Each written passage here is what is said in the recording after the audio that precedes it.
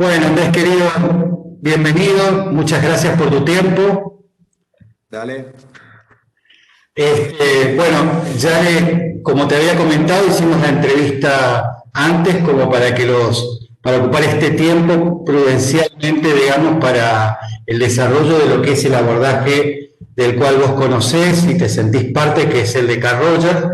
Así que bueno, te dejo que puedas compartir, digamos, tu sapiencia, tu recorrido y presentarnos a este gran hombre que es Carl Rogers y su abordaje. Acá. ¿Se me escucha? Sí. Bien. Bueno, primero quiero agradecer a Ilse, que ojalá yo en la facultad, cuando estudié, chicos, yo me recibí en 1972. Yo no habían nacido, imagino, algunos de ustedes. Y lo único que fui sabiendo fue el pensamiento de Freud y de Melanie Klein. Y ojalá hubiera tenido algún profesor a otros modelos para yo poder elegir, ¿se entiende? Después, bueno, los tuve que buscar yo por mí mismo y los encontré. Fui explorando. Me llevó 6 7 años en modalidades distintas hasta que encontré aquella que se lo sugiero, ustedes encuentren que coincide con su forma de ser. No se compren ninguna teoría, ninguna es verdad, porque la verdad no existe. Son todas hipótesis conceptuales que cada autor, quien sea Freud, Roger, Watson, quien sea, lo pensó de su manera y fueron todos genios. Uno después tiene que encontrar la propia, ¿no es cierto? Eso es por lo menos lo que considero. Y me sorprende todavía, porque a veces me invitan de diferentes lugares, a tener que contar quién fue Carl Roger, ¿no? Cuando es muy curioso. ¿Ustedes lo vieron en algún lugar de la carrera? Dígame sí o no, hagan así. No, bueno. Yo tampoco cuando estudié, salvo una profesora que me lo mencionó al pasar como un psicólogo norteamericano que había dicho unas cosas buenas. Está bien, punto. Y nada más. Inclusive había un libro de Roger que se llama Psicoterapia centrada en el cliente, que yo como buen militante de izquierda en la época que estudiaba, si uno no era militante de izquierda, no era estudiante de psicología ni de filosofía, me pareció que era un autor yanqui, que pensé que era conductista, gravísimo error, totalmente anticonductista, Rogers, y a la cliente me pareció una palabra muy desagradable. Lo que pasa es que fue mal traducido. Cliente en inglés, traducido al catalán, es consultante, ¿no? Creo que Editorial Paidós se confundió en la traducción. Pero fíjense qué curioso, estar contando a alumnos, supongo que ustedes son de la última materia, ¿no? De la carrera, según me dijo Ilse. Eh, yo estaba mirando, se hizo un top 10, como en el tenis, de cuáles eran los psicólogos, creadores de teorías más importantes del siglo XX, y Roger figura quinto. Eh, Primero Freud, más importante no quiere decir que sean mejores, ¿ok? Ninguno de los que voy a mencionar es mejor que el otro, simplemente son teorías. Freud, Watson, segundo, no sé todavía, en muchas universidades se habla mal de Watson, me parece absurdo decir eso. Yo no coincido con Watson, pero fue un genio, ¿se entienden? Vean, piensen que esta gente fue genial, aunque uno no coincida con ellos. Después está Jung, que como algo de Jung, me imagino, en la carrera, por lo menos saben que existió, que fue un discípulo de Freud, después construyó su propia teoría. Después está Adler, ¿eh? Visualizado como uno de los más importantes del siglo XX, fíjense, y mucha gente todavía lo desprestigia a Adler, ¿no? Bueno, y después viene Rawls, y después viene Skinner, que es un continuador de Watson. Se lo es interesante, este top ten. Después viene Maslow, después viene Fritz Perls, la Gestalt, después viene Melanie Klein, que es con quien lo que yo más estudié, y me dice, después viene Lacan. ¿eh? Esto es una investigación que se hizo hace unos 7 8 años atrás. En el mundo, es el top, son los top 10. Después, muchos más autores, obviamente. ¿no? El siglo XX fue muy prolífico en la autoría de teorías. Se capta, pero bueno. Por eso es importante que ustedes tengan esta materia para poder ver diferentes lecturas. Y después que ustedes elegirán en su desarrollo profesional. Lo que más, insisto, les hace con su persona, ¿eh? No con su bocho, sino con su persona. Bueno, a ver, este señor Carl Rogers fue un psicólogo y counselor norteamericano que nació en 1902. Lo digo esto para ubicarlos históricamente. Murió en 1987, para que se ubiquen generacionalmente. Se crió en el medio del campo, con padres protestantes muy rígidos, típico de Estados Unidos y sobre todo en esa época, y tenía futuro pastor él, porque así las familias en esa época se conducían, como no hace mucho, el hijo de un médico, el hijo de un pastor iba a ser pastor. Bueno, pero se interesó mucho por la agricultura. ¿Y por qué lo cuento? El interés que él tuvo por la agricultura tuvo mucho que ver con su desarrollo teórico posterior, muchísimo que ver. Vamos a verlo después. Y después, bueno, siguiendo los consejos de él, estudió para pastor. ¿Viste? En esa época era muy difícil zafar de la autoridad paterna, pero los padres indicaban el camino de los hijos. Hoy creo que eso no pasa, creo que es al revés, los hijos indican el camino del padre, pero bueno, pero hablando en serio, y cuando estudió, lo mandaron a China. ¿Por qué cuento esto que también van a ver? Y ahí estudió Zen. Tuvo 6 meses viviendo en China, como parte de ser pastor, en un intercambio religioso. Cuando volvió a Estados Unidos, le cambió la cabezucha, dijo, yo no quiero ser ni pastor ni agrónomo, quiero ser psicólogo y counselor. Y se puso a estudiar arqueología en la universidad en New York, ¿no? Y tuvo como profesores, bueno, entre ellos a Watson, por ejemplo, a Otto Rank, a John Dewey, estudió la teoría de William James. Es decir, a veces, no sé si ustedes, bueno, a mí me pasa, soy un sesentista, ¿qué vamos a hacer? A veces pienso, y Ilse, no sé, bueno, vos sos más joven que yo, Ilse, pero pienso, qué envidia me da. No, a lo mejor después en el futuro dicen de nosotros lo mismo, pero bueno, haber estado sentado en esas mesas con esos genios que hoy puede uno no estar de acuerdo, sentado con Freud, con Otto Rank, Adler, no sé, con Melanie Klein, o que yo soy un fanático de la filosofía, y cuando tuve la posibilidad de estar en Francia, estar sentado al lado de la mesa no estaba Jean-Paul Sartre, con Merleau-Ponty o Simone de Beauvoir, no sé qué sé, no sé. Me puse a llorar, le cuento chicos, me emocioné. Pensar que ahí habían estado pero además creo que ya me vieron en el reportaje, haber leído a Jean-Paul Sartre, mucho que ver con mi futuro profesional. Yo le voy a decir algo, a mí me gusta mucho más la filosofía que la psicología, soy auténtico. Inclusive creo que la mayoría de las problemáticas humanas son filosóficas, no psicológicas. Pero bueno, eso si quieren lo discutimos. Pero bueno, ¿qué creó don Carl Rogers? Él tuvo una cuestión histórica que lo condicionó mucho. Cuando se recibe de psicólogo y también estudia counseling en Estados Unidos, tenía que trabajar, tenía 2 chicos chiquitos, y los mandan, lo voy a hacer rápido esto, a una llamada Rochester, que está arriba de Manhattan, en el estado de New York, que era un pueblito. Hoy yo fui a conocerlo y es una gran ciudad, pero en ese momento era un pueblito en el medio del campo, además te morí de frío en invierno. Y había un centro asistencial para niños con problemáticas y disfunciones familiares. Y empezó a trabajar a los 26, 27 años de edad con chicos con problemáticas importantes, familiares, que a uno los mandaban los jueces, con las madres, estos chicos, y empezó a trabajar allí, aislado del mundo académico. Por eso cuento esto. Todo lo que después diseñó Rogers fue totalmente por sí mismo, desde su propia experiencia. Si bien estudió a Watson, estudió a Freud, estudió a otros autores en esa época, él tuvo que improvisar porque las teorías que había leído en la facultad no le servían en ese contexto, con estos chicos y estas familias disfuncionales. Él quiso aplicar psicoanálisis, no sirvió. Quiso aplicar conductismo, no sirvió, por lo menos para él. Inclusive, como él había sido un agrónomo, tenía muchas intenciones de investigación. De hecho, para que sepan, es el primero que investigó psicología. El primer autor de la psicología que hizo investigación con filmaciones, grabaciones, comparaciones estadísticas, ver qué teoría o qué técnica era más eficiente o eficaz. Eso lo sacó de cuando estudió economía. Él no podía entender un concepto si no era investigado, porque fue muy influido, supongo que lo habrán leído, con un tal William James, que fue como el filósofo más importante de Estados Unidos, de 1900, 1800 y pico, 1900, donde para él la seriedad de una ciencia implicaba la investigación. ¿eh? Después él criticó la misma posición alguna vez en el futuro, que era investigar la objetividad, la subjetividad, toda esa historia que hoy se dice tanto, pero por lo menos todas las cosas que él dijo a posteriori, cuando las tuvo que explicar, fueron basadas en investigaciones y en filmaciones. Yo tengo muchos videos de Rogers, donde se lo ve atendiendo de joven y comparando consultantes con otras líneas y viendo cuál era más eficiente o eficaz en el resultado de la ayuda. ¿Se entiende? Porque lo que voy a contarles quizás les parezca muy sencillo, porque tomó una posición. Dijo, Fíjense, otra cosa importante. Rogers fue el único creador psicólogo. No sé cómo se lo preguntaron ustedes.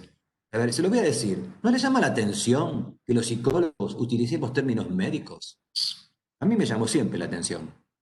Tiene lógica. Los creadores de las teorías de caso fueron médicos. Entonces hablamos de neurosis, psicosis, psicopatologías. No tenemos un lenguaje propio. Es muy curioso. Tenemos el mismo lenguaje que los psiquiatras.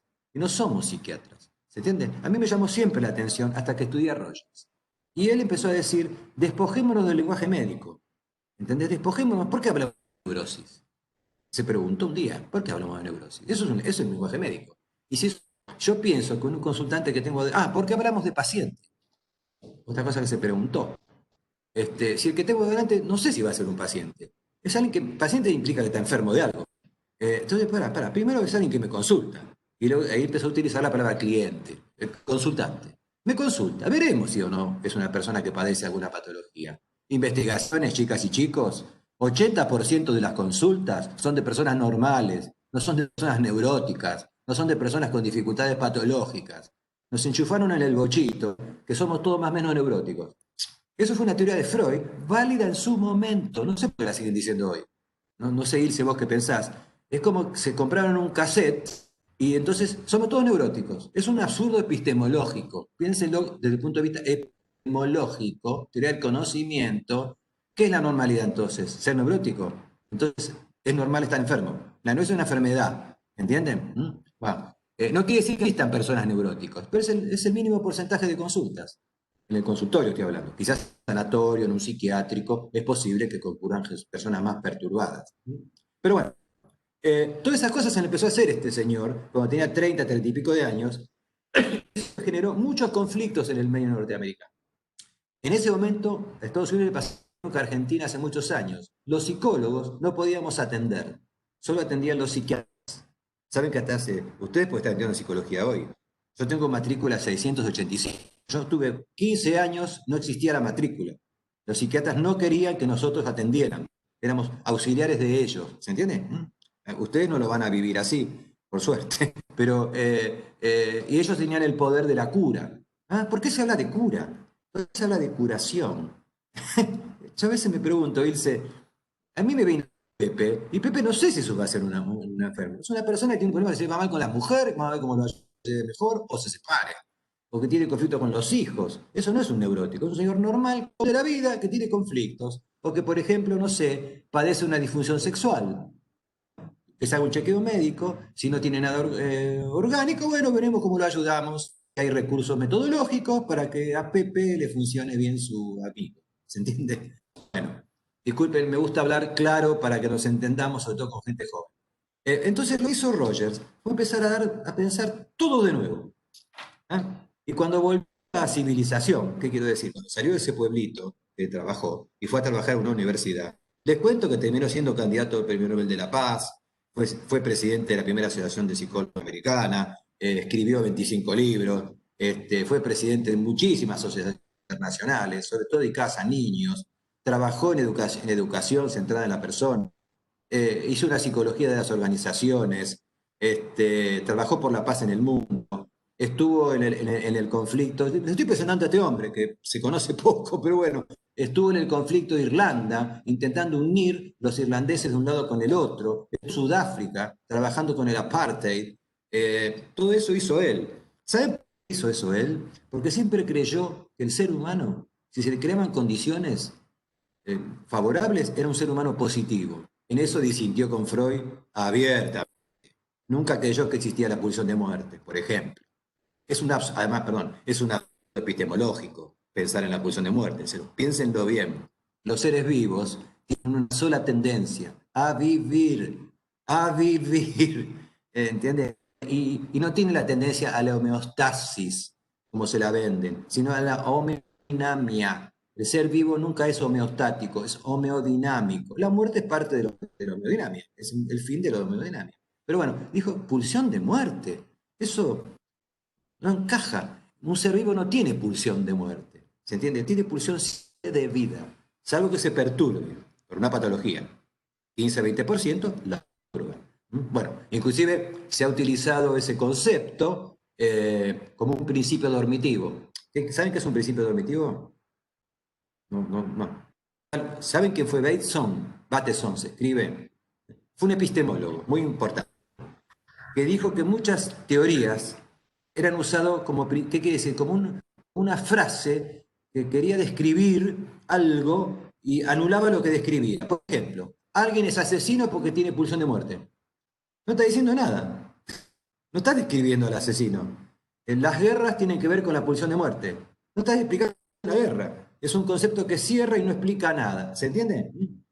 Bueno, ¿por qué digo esto? Porque Roger, quizás porque venía del campo, veía que las plantas, los animales, cuando tenían condiciones adecuadas, se desarrollaban positivamente. Y cuando tenían condiciones inadecuadas, bueno, les iba mal. Como la plantita que puedes tener en el... Yo vivo en un departamento que tengo en el balcón de mi casa, tengo que correr con el sol para que le dé buen sol, ¿se entiende? Y empezó a investigar eso, aunque les parezca muy simple.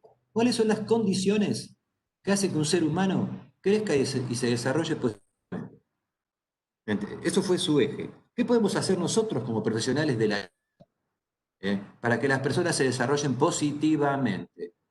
Para que desarrollen sus potenciales personales, sociales, de la mejor manera. Eso le acompañar de investigaciones. Tuve la suerte de estar en Estados Unidos y la universidad que tenía le puso dinero para investigar, vamos a ser sinceros. ¿Viste? Eso es la ventaja a veces de estar en esos lugares. Anda a investigar si te va a ayudar a alguien. Pero bueno, y él empezó a mostrar sus videos. Fíjense qué loco lo que les voy a contar. Él no tenía la menor idea de lo que hacía, nunca conceptualizado, ¿se entiende? Lo hacía desde su propia experiencia, cuando estuvo en una ciudad pequeña. Entonces se reunió con un grupo de colegas y de estudiantes como ustedes, como si Ilse o yo, nos reuniéramos con ustedes. Chicos, vean mis videos, ¿qué les parece? ¿Qué estoy haciendo ahí? Con gente joven, que, bueno, épico norteamericano, piénsenlo, los norteamericanos son naturalmente no muy cultos, en el sentido de cultura general, saben mucho de lo propio, ¿se entiende? Entonces juntó gente más o menos sabiendo, y uno le dice, doctor, usted hace algo, que lo dijo un filósofo en el siglo XIX, un tal Lips, que se llama empatía, concepto que era desconocido en ese momento. Fue el primero que introduce este concepto en el campo que estamos nosotros, la palabra empatía. ¿Mm? Que hoy se usa mucho y se usa pésimo. Yo a veces escucho la televisión, hablé con Ilse, ay, soy empática, dice una actriz, soy empático, dice un político. Me pongo los zapatos de los otros. Es un absurdo decir eso. Empatía no es ponerse en los zapatos del otro. Es imposible ponerse en los zapatos del otro porque te quedan chicos o grandes, ¿cierto? Empatía es entrar en la experiencia del otro, vivir la experiencia del otro profundamente, sentir y pensar como el otro por un rato, sin identificarse con el otro, entrar y salir. ¿Se entiende? Bueno, eso Roger no sabía que lo hacía porque le salía a él. Y eso ayudaba a la gente, porque se sentía comprendida y escuchada. Mire qué sencillo. Sentirse comprendido y escuchado hace bien. Bueno, después, claro, le dijo otro, pero claro, usted es empático porque hace algo que no hacen otros colegas. Estoy hablando de 1930, 1940, esto, más o menos porque se ubican. Usted no juzga, usted no piensa en términos de patología. Está escuchando a Pepe, sigo con Pepe, me agarré con Pepe. Y te cuenta que tiene, no sé, ciertas costumbres. Ajá, es un obsesivo. Ajá, tiene una fobia. Ajá, voy a ver cómo lo curo de la fobia. No, perdón. Puede ser miedoso. Eso no significa que sea fóbico. Bueno, hace todo eso. Entonces le digo, usted tiene una cualidad que no se da cuenta. Usted no juzga, ni encasilla, ni rotula. Escucha a Pepe como persona y no piensa en términos psicopatológicos de lo que le pasa a Pepe, sino qué siente Pepe, qué percibe Pepe, qué pasa a Pepe. ¿Se entiende? Eso se llama aceptación positiva incondicional. Segunda cualidad que tiene que tener un terapeuta, según Rogers. Les cuento que las cosas que dijo Rogers fueron adoptadas después por otros, a veces mal adoptadas, porque hoy se habla mucho de empatía. Es decir, pero a veces se usa la empatía para mal. La empatía, yo puedo ponerme en lugar de otro y después manipularlo. Por ejemplo, un psicópata, algunos absurdos dicen que no es mentira, el psicópata es muy empático para poder manipular al otro. Primero tiene que percibir como otro para poder manejarlo. ¿Se entiende? Pero hay cosas después me preguntan. Y entonces, segunda condición, aceptación positiva incondicional. ¿Qué significa eso? significa que escucho al otro sin ningún prejuicio. No quiere decir que lo apruebe al otro. Quizás sus conductas no me caen bien, quizás me parecen inadecuadas, pero si me parecen sumamente inadecuadas, y si me producen una repulsión o algo por el estilo, bueno, lo tengo que derivar, no lo puedo atender. Yo no voy a escuchar con la objetividad necesaria o el compromiso emocional o sentimental necesario. Pero para que ocurra estas dos condiciones, empatía y aceptación incondicional, tiene que haber una tercera, que es muy loco, piensan, ¿eh? Autenticidad del terapeuta. El terapeuta es una persona, no es un profesional que sabe más que el consultante. El que sabe más es el consultante de sí mismo. Nosotros no sabemos nunca, no sabemos más de lo que le pasa a Pepe. Solo Pepe sabe lo que le pasa. Quizás lo tiene trabado, quizás lo tiene distorsionado. Entonces, nuestra tarea, ¿cuál es? Ayudarlo a que Pepe destrabe aquello que lo traba, que veremos qué, cómo, con ciertos recursos metodológicos, para que Pepe se autodescubra. Y por eso Rogers, a su primera conceptualización, la llamó terapia no directiva. El concepto de no directividad, que es un concepto esencial, es un concepto filosófico. En eso, voy a decir algo raro. No sé si ustedes saben, ¿ustedes estudian en Lacan o estudiaron en Lacan un poco? ¿Sí o no? Bueno, ¿comprendieron algo? ¿Sí? No. Y es un autor difícil. Bueno, pero fíjense que Lacan fue muy amigo de Merleau-Ponty, un filósofo francés, ¿eh? Que tuvo mucha influencia en Rogers. Y hay cosas de Rogers que son bastante parecidas a las que plantea Lacan, simplemente dichas. Como era un norteamericano, hablaba más sencillo, el otro era un francés, hablaba más complicado. Es así. Y además, Lacan era un showman. Necesitaba su público. Vestía con una capa negra y salía al escenario y hablaba difícil. Y hay gente que todavía está estudiando 5 años para entender 2 páginas, ¿no es cierto? Pero bueno, igual fue un genio, no lo estoy negando. Pero Rogers, por ejemplo, la no directividad y que el dueño de la curación o de la ayuda la tiene el otro, es parecido al concepto del fantasma que plantea Lacan, por ejemplo, y de correrse del lugar de saber, por ejemplo, para que entiendan. Lo que pasa es que para los lacanianos, Rogers no sé quién es, y para los rogerianos, Lacan es muy difícil. Yo a veces tengo ganas de hablar con Ilse, de hacer un encuentro entre lacanianos y rogerianos para que vean las similitudes que hay, dicho con otras palabras. Pero viste que están esas cosas de las sectas, de los grupúsculos. No sé si en Oriente pasa lo mismo, pero acá hay lacanianos A, B, C, D, se pelean entre ellos. También en Roger pasa, hay divisiones, ¿cierto? Somos así los argentinos, probablemente. Pero bueno, volviendo. Entonces, con estas 3 condiciones, empatía, incondicionalidad y autenticidad, se sentaba Roger a escuchar a un otro. ¿Entienden? Y escuchando a ese otro desde este lugar de escucha, se llama escucha activa, se llama profundidad relacional, se llama empatía vincular, en nombres distintos que están en sus textos, el otro, libre de amenazas, a no sentirse juzgado, delicado, ni diagnosticado, ni rotulado acá en la frente como con algún tipo de patología. Ustedes saben que está estudiado esto. Ustedes saben que somos seres en el lenguaje. Si nos llegan a decir tenemos neurosis obsesiva, les cuento que lo creemos. Y quizás hasta desarrollemos síntomas. Esto se lo digo de verdad porque lo he experimentado en mis años de 48 años de atender personas. Entonces, el hecho de escuchar a Pepe como ser humano que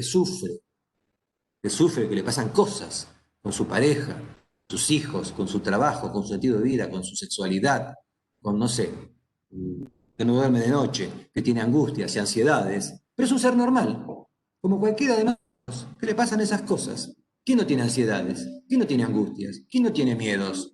¿Quién no tiene problema de pareja? Bueno, yo no, pero ustedes tampoco. Pero bueno, hay gente que le pasa eso, ¿vieron? Tiene conflictos con los hijos y que no sabe qué hacer y que está trabado y que está dificultado y que se angustia mucho, pero dentro de parámetros de normalidad. ¿Se entiende? Necesita alguien que lo escuche, lo active, lo ayude, lo comprenda, ¿sí? Y pueda autodescubrir sus propios recursos para salir adelante. ¿Voy siendo claro o hablo muy rápido? Pregunto porque a veces yo me embalo, me entusiasmo.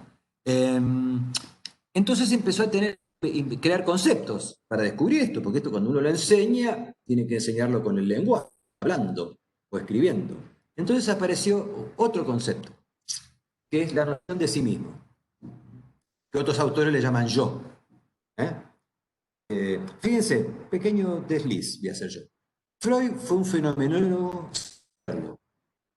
¿eh? Muchos critican, los psicoanalistas critican a la fenomenología, pero Freud fue un fenomenólogo. ¿Por qué quiero decir? Porque hacía unas descripciones brillantes de lo que las descripciones.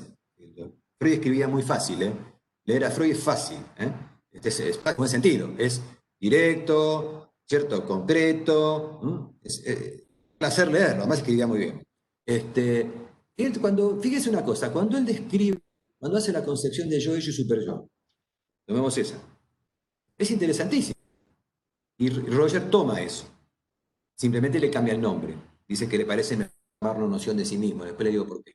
Fíjense, ¿ustedes saben eh, por qué le llamó ello al ello? ¿Los enseñaron? ¿Por qué le puso ello Freud? Pregunto, ¿saben? ¿Por qué le puso ese nombre? A ver, no tiene por qué saberlo, pero bueno, es muy fácil. El nene, la nena, hasta el tercer año de vida, que no habla, que no tiene todavía el lenguaje, seguro tiene una sobrinita, no, nieto no creo que tenga ninguno, un hijito, un bebé, empieza a hablar. ¿Cómo habla? Habla en tercera persona, chicos. Nene quiere, podemos llama Tomás. Ahí está Omar Soto. Omarcito Soto, mirando. Cuando vos eras chiquito, Omar, seguramente cuando hablabas decías, Omar quiere, no decías yo quiero. Cuando empezaste a incorporar el lenguaje, ¿se entiende? Empezaste a decir yo. Entonces, Freud dijo, lo primitivo es el él. Él quiere, el nene quiere. Bueno, está mal traducido, es el él, no el ello, le cuento, pero no importa. El ello. El ello representa lo más primitivo, primario, lo antes del lenguaje abstracto, incorporado. Un día, Omar, te tomé de punto, Omar, dice yo. Ajá, dice, pero qué interesante. Vamos a poner yo a eso. Después hace la teoría del ello, después hace la teoría del yo, está bien, eso después viene toda la cosa histórica, ¿cierto? Y después, a Omarcito, los padres le empiezan a romper la zona baja y le empiezan a decir lo que está bien y lo que está mal. Y le incorporan la socialización. Para poder vivir en comunidad hay que socializar, tener normatividad, le incorpora no sé, lo que cada familia tenga, ¿no es cierto? Sus normas, su moral, su ética, su religión, sus costumbres, todo lo que ustedes quieran pensar, y eso le llamamos super yo. Es fácil. ¿Por qué lo complican tanto? Bueno, digo, porque a veces es bueno, ustedes que son jóvenes, cada vez que le enseñan una palabra teoría, explórenla. Como le voy a decir otra cosa, cuando estudian un autor, exploren cómo fue la vida de ese autor. Le voy a dar un ejemplo. Adler fue el creador del concepto de inferioridad. Era Rengo. Y tenía muchos problemas con eso él. Freud, lo dicen los biógrafos, tuvo muchos problemas con su propia sexualidad. Lo dicen los biógrafos, yo no sé si será verdad, pero no es loco, no es casual que haya hecho tanta insistencia, pero además era una época donde la sexualidad era muy reprimida, ¿no es cierto? Que aparecían mujeres con temas que se llamaban histeria. Roger era un tipo muy tímido, ¿ah? Y no es casual que se haya preocupado por ver cómo se podía comunicar mejor con personas. Esto es importante. Jung era un esotérico, era un tipo que le interesaba los simbolismos, le interesaba lo oriental, y no es casual que Jung haya creado la teoría que es brillante. La teoría de Jung es brillante. No sé si la estudiaron alguna vez, pero les sugiero que la exploren. Algunos dicen que fue más genio que Freud, en el sentido intelectual, mucho más culto. Bueno, Otto Rank, otro autor fundamental, que no sé por qué no lo enseñan, que fue el primero que empezó a hablar de lo que Roger dijo después, de la importancia del encuentro, la importancia de no juzgar, de la importancia de escuchar al otro. ¿eh? También Adler fue el primero, fíjese, Adler como era del Partido Comunista, fue el primero que empezó a trabajar en grupos, por ejemplo. Para que ustedes, cuando lean cualquier autor nuevo, vean su historia. Bueno, volviendo a Roger, es un tipo muy tímido. Y eso creo que tiene mucha influencia y desarrolla después como teoría. La importancia de la comunicación, de cómo nos comunicamos, y si nos comunicamos bien, en general la pasamos mejor. Pero entonces, bueno, el concepto de noción de sí mismo, otro concepto que debo acuñar, porque cuando empieza a estudiar tener que explicarlo, claro, las personas tienen una noción de sí mismas. Somos el único ser vivo que se sabe a sí mismo, ¿no? ¿No es cierto? ¿Y qué es noción de sí mismo? Es una construcción que vamos haciendo durante la vida en función de las vinculaciones que tenemos con nosotros semejantes y aquellos aspectos de esa construcción que consideramos propias. Ninguna es propia, de cuenta, en general, salvo las que, salvo las que nuestro organismo nos indica. Pero la verdad, la mayoría de las cosas que somos nos las metieron. Algunas las reconocemos como propias y otras no. ¿Entiendes? Entonces, por eso prefiero llamarlo noción de sí mismo. Es una noción, una idea que va fluyendo. Y ahora me voy a agarrar con Joaquín, si no me la agarro siempre con Omar. ¿Qué edad tenés, Joaquín? 20, 22. Así así. 30 tengo. Parece menos. Grande ya. Bueno, tu noción de sí mismo tiene una variable. Tiene dos variables. Una es tu mismidad y otra es tu noción de hoy. ¿Qué quiero decirte, Joaquín? Hasta los 5 o 6 años de propiamente Joaquín. Hubo pocas influencias en tu noción de ti mismo. ¿Se entiende? Y hoy, a partir de allí, tuviste maestra, no sé, tu familia, las influencias del mundo exterior, la socialización, el país que vivís, la zona en que vivís. Hace el Joaquín que seas hoy. Pero, para que estés bien, Joaquín, tenés que recordar cuando eras Joaquincito. No sé cómo te dirían de chiquito. Es decir, ahí está tu núcleo experiencial propio. ¿Se entiende? Cuando mejor estés con ese núcleo experiencial propio y más auténtico seas, vas a estar mejor. Porque ¿qué descubre Rogers? Que la socialización nos aleja de la experiencia propia. Inevitablemente, es inevitable la socialización. Tenemos que vivir con los otros. Pero entonces hay cosas que inevitablemente tenemos que estar distorsionando, negando, en pos de ser aceptado. Roger descubre, hoy se dice mucho eso, que el ser humano necesita ser aceptado para poder ser positivamente. Si tuviste la suerte, Joaquín, de que tuviste una familia que te aceptó, que te comprendió, que te escuchó, que a lo mejor te dicho en algunas cosas, pero en general predominó la aceptación incondicional, sos un pibe que está sano. O con conflictos de la vida, pero normales. Ahora, si tuviste una familia o una historia o situaciones donde tu experiencia fue negada, distorsionada, perturbada y tuviste que automentirte, ¿se entiende? Tuviste que autodistorsionarte para poder ser aceptado por los demás, sos inauténtico con vos mismo. Esto es Heidegger, ¿eh? Si quieren, pequeño contacto con Heidegger. ¿Se entiende, Joaquín? Eso queda en vos para que lo reflexiones, pero le digo a todos, les voy a contar algo, eso aprendí de Rogers. Cuando quiero hablar conmigo, supongo que todos consigo mismo. Yo me puse un nombre. Yo me llamo Andresito. Así me decía mi papá. Entonces, cuando tengo un problema, yo me comunico con Andresito. No estoy psicótico, ¿eh? Es un juego que hago. Y ahí me sirve. ¿Qué diría Andresito hoy? Ante esta situación que estoy viviendo con mi pareja, con mis hijos, con un empleado, con, no sé, un colega. ¿Qué diría Andresito? No, siempre voy a hacer lo que me dice Andresito, pero me inspira para mis conductas lo mejor posible, porque Andresito era un buen pibe. Después, yo qué sé, la vida me hizo otras cosas en mí. ¿Se entiende lo que te hablo a vos porque, bueno, para hablarle a alguno, ¿entendés? Sí, Bueno, una pregunta. dale. Entonces, con respecto a nuestras relaciones, que vamos construyendo esta noción de nosotros mismos, de sí mismo, digamos, Sí, sí. si tenemos vinculaciones que no propicien una buena aceptación, digamos, puede ocasionar que nuestra noción de sí mismo sea perturbada, digamos. Exactamente. Y fíjate, se comprendió, ¿viste? Pero, ¿qué quiere decir que sea perturbada? A ver, Roger, y ahí va otro concepto. Roger ahí tiene que crear un Que, concepto para poder explicar esto. Y le llamó pulsión de vida, que Freud también lo llamó, tendencia actualizante, en diferentes, ¿no? Conatus, no importa. Es la tendencia que tiene el organismo a vivir. Todo organismo vivo tiene una sola tendencia, a seguir vivo. Eso es el objetivo de la vida, seguir vivo, sobrevivir y después, sí, bueno, trascender. Entonces, el organismo te manda mensajes a vos, Joaquín, y tu noción de sí mismo regula. ¿Entendés? Si fuiste un tipo así, que fuiste aceptado, comprendido, si predomina eso, digamos, nadie fue totalmente aceptado, vamos a ser claros, pero digamos, Si predomino eso, tu organismo te manda un mensaje y tú sí mismo lo aceptas y se llevan bien. Ahora, si tu organismo te manda un mensaje y tu noción de sí mismo fue perturbada, el organismo se empieza a quejar, se siente amenazado. Porque, chicos, otra cosa que descubrió Roger, el organismo es sabio.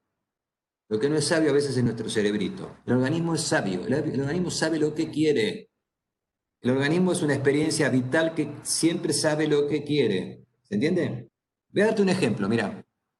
Vamos a dar un ejemplo que se me ocurre que Roger lo utiliza. Bueno, pará, se entendió tendencia a la vida, ¿eh? Y si se crean las condiciones adecuadas de la aceptación y la incondicionalidad, es más probable que eso eh, haga que Joaquín sea un tipo medianamente normal, con su conflicto, medianamente normal. Y cuando consulta, consulta por eso, no porque esté enfermo de algo. ¿Se entiende? Después les explico qué significa la palabra enfermedad, si quieren saber. Otra palabra que no se les enseña, les cuento. Entonces, fíjense, mira el ejemplo que da Roger, y si vos lo conoces este ejemplo seguro. Él se imagina, estamos en Estados Unidos cuando él habla, una familia típica, yankee, sentadas en un sillón, mirando la televisión, un partido de béisbol, por ejemplo, voy a inventar. Y tienen, está él, más una hija clásica, bien de la familia Ingalls, él, ella y el nene de 6 años en el medio mirando el partido. Hacia su izquierda hay una cunita de un bebé. El bebé empieza a llorar, ¿eh? Como cualquier bebé. En el 5 años, estaba muy concentrado en el partido, 6 o 7, no importa la edad del nene, a un bate de béisbol, ¿eh? Iba rumbo a la cuna para pegarle un golpe en la cabeza al hermanito bebé. Esa es la acción que se imagina Roger en uno de sus libros. ¿Cuáles son las dos posibles respuestas que tiene el padre? Obviamente impedir que le pegue, ¿no? Obvio, sí. Ahí. Eh, Él descubre que en ese momento muchos padres, que él trabajó con niños, le decían que el nene era malo por hacer eso. ¿Mm? Pero el nene él no siente que es malo, el chico siente que tiene razón. Entonces no le aceptaban la experiencia. Una cosa es decir, está mal, otra cosa es decir, sos malo. ¿Se entiende? Parece una tontera, pero si predomina el sos malo, el pibe va a empezar a dudar de sí. Su organismo le dice que está bien pegarle un bate en la cabeza, ¿se entiende? La autenticidad del chico es pegarle un bate a ese pibito que está llorando y le quitó el lugar. Entonces, lo que dice Rogers en ese momento, los padres deben aceptar la experiencia del chico, prohibirle que el batazo, obviamente, y explicarle por qué está mal. Pero está mal, no es malo sentir lo que siente. Lo que uno siente nunca está mal, nunca está mal lo que sienten, chicos. Lo que sienten es auténtico. ¿Eh? Después verán qué hacen con lo que sienten. O algunos de ustedes no tuvo nunca ganas de romper la cabeza a alguien o de matar a alguien. Si me dicen que no, mienten. No sé si de matar, pero digamos, mienten. Pero bueno, eso no quiere decir que lo hayan hecho. Pero la experiencia de ese sentimiento, de ese odio, de esa bronca, de ese enojo, es válida. El organismo lo siente válido. No lo nieguen. Después, bueno, no lo actúen, pero eso es otro tema. Entonces Roger lo que dice que es importantísimo en la educación de un niño aceptarlo en su experiencia. Y eso después lo traslada al vínculo terapéutico.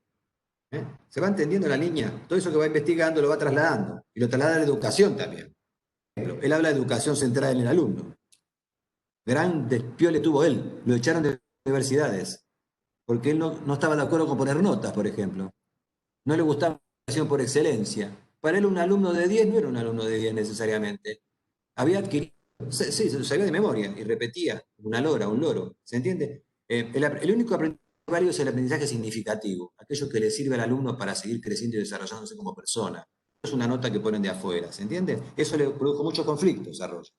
Para él la educación de la persona es que el alumno pueda vivenciar el aprendizaje y pueda plantear a su docente y dialogar de igual a igual, no poniendo allá arriba como él sabió todo. Y no coincido, a mí me pasa esto, a mí me significa tal cosa. ¿Se Por suerte hoy ha cambiado y creo que muchos docentes lo hacemos, pero ubíquense en un momento determinado donde el profesor era una autoridad que decía es el saber universal, ¿cierto? Y esto también pasaba en el campo de la psicoterapia. Roger utilizaba, veía, perdón, que los terapeutas decían sus interpretaciones o verdades. Claro, lo que te pasa a vos tiene que ver que fuiste abandonada por tu padre. Y por eso hoy tenés dificultades para conseguir una pareja. Es un absurdo decir eso. Porque es como que le estás encajando, no sé si me entienden, a lo mejor le pasa a esa chica eso, pero no toda chica abandonada por su padre tiene problemas para la pareja. ¿Se capta? Se aplican como moldes, como estructuras prefijadas. Miren, le voy a contar un ejemplo. A mí me fue muy útil, Ilse, me pasó como terapeuta. Yo tenía 32, 33 años y me vine a ver una chica, un poquito más grande que yo era, 25, con anorgasmia. ¿Qué es anorgasmia? ¿Saben? No. Bueno, no, es disfrutar del coito, pero no llegar al orgasmo. ¿Entendés? Quedarse, sin poder culminar el coito. ¿Se entiende? Sin el placer. Eso se llama anorgasmia. Si disfrutaba, pero no culminaba en el éxtasis.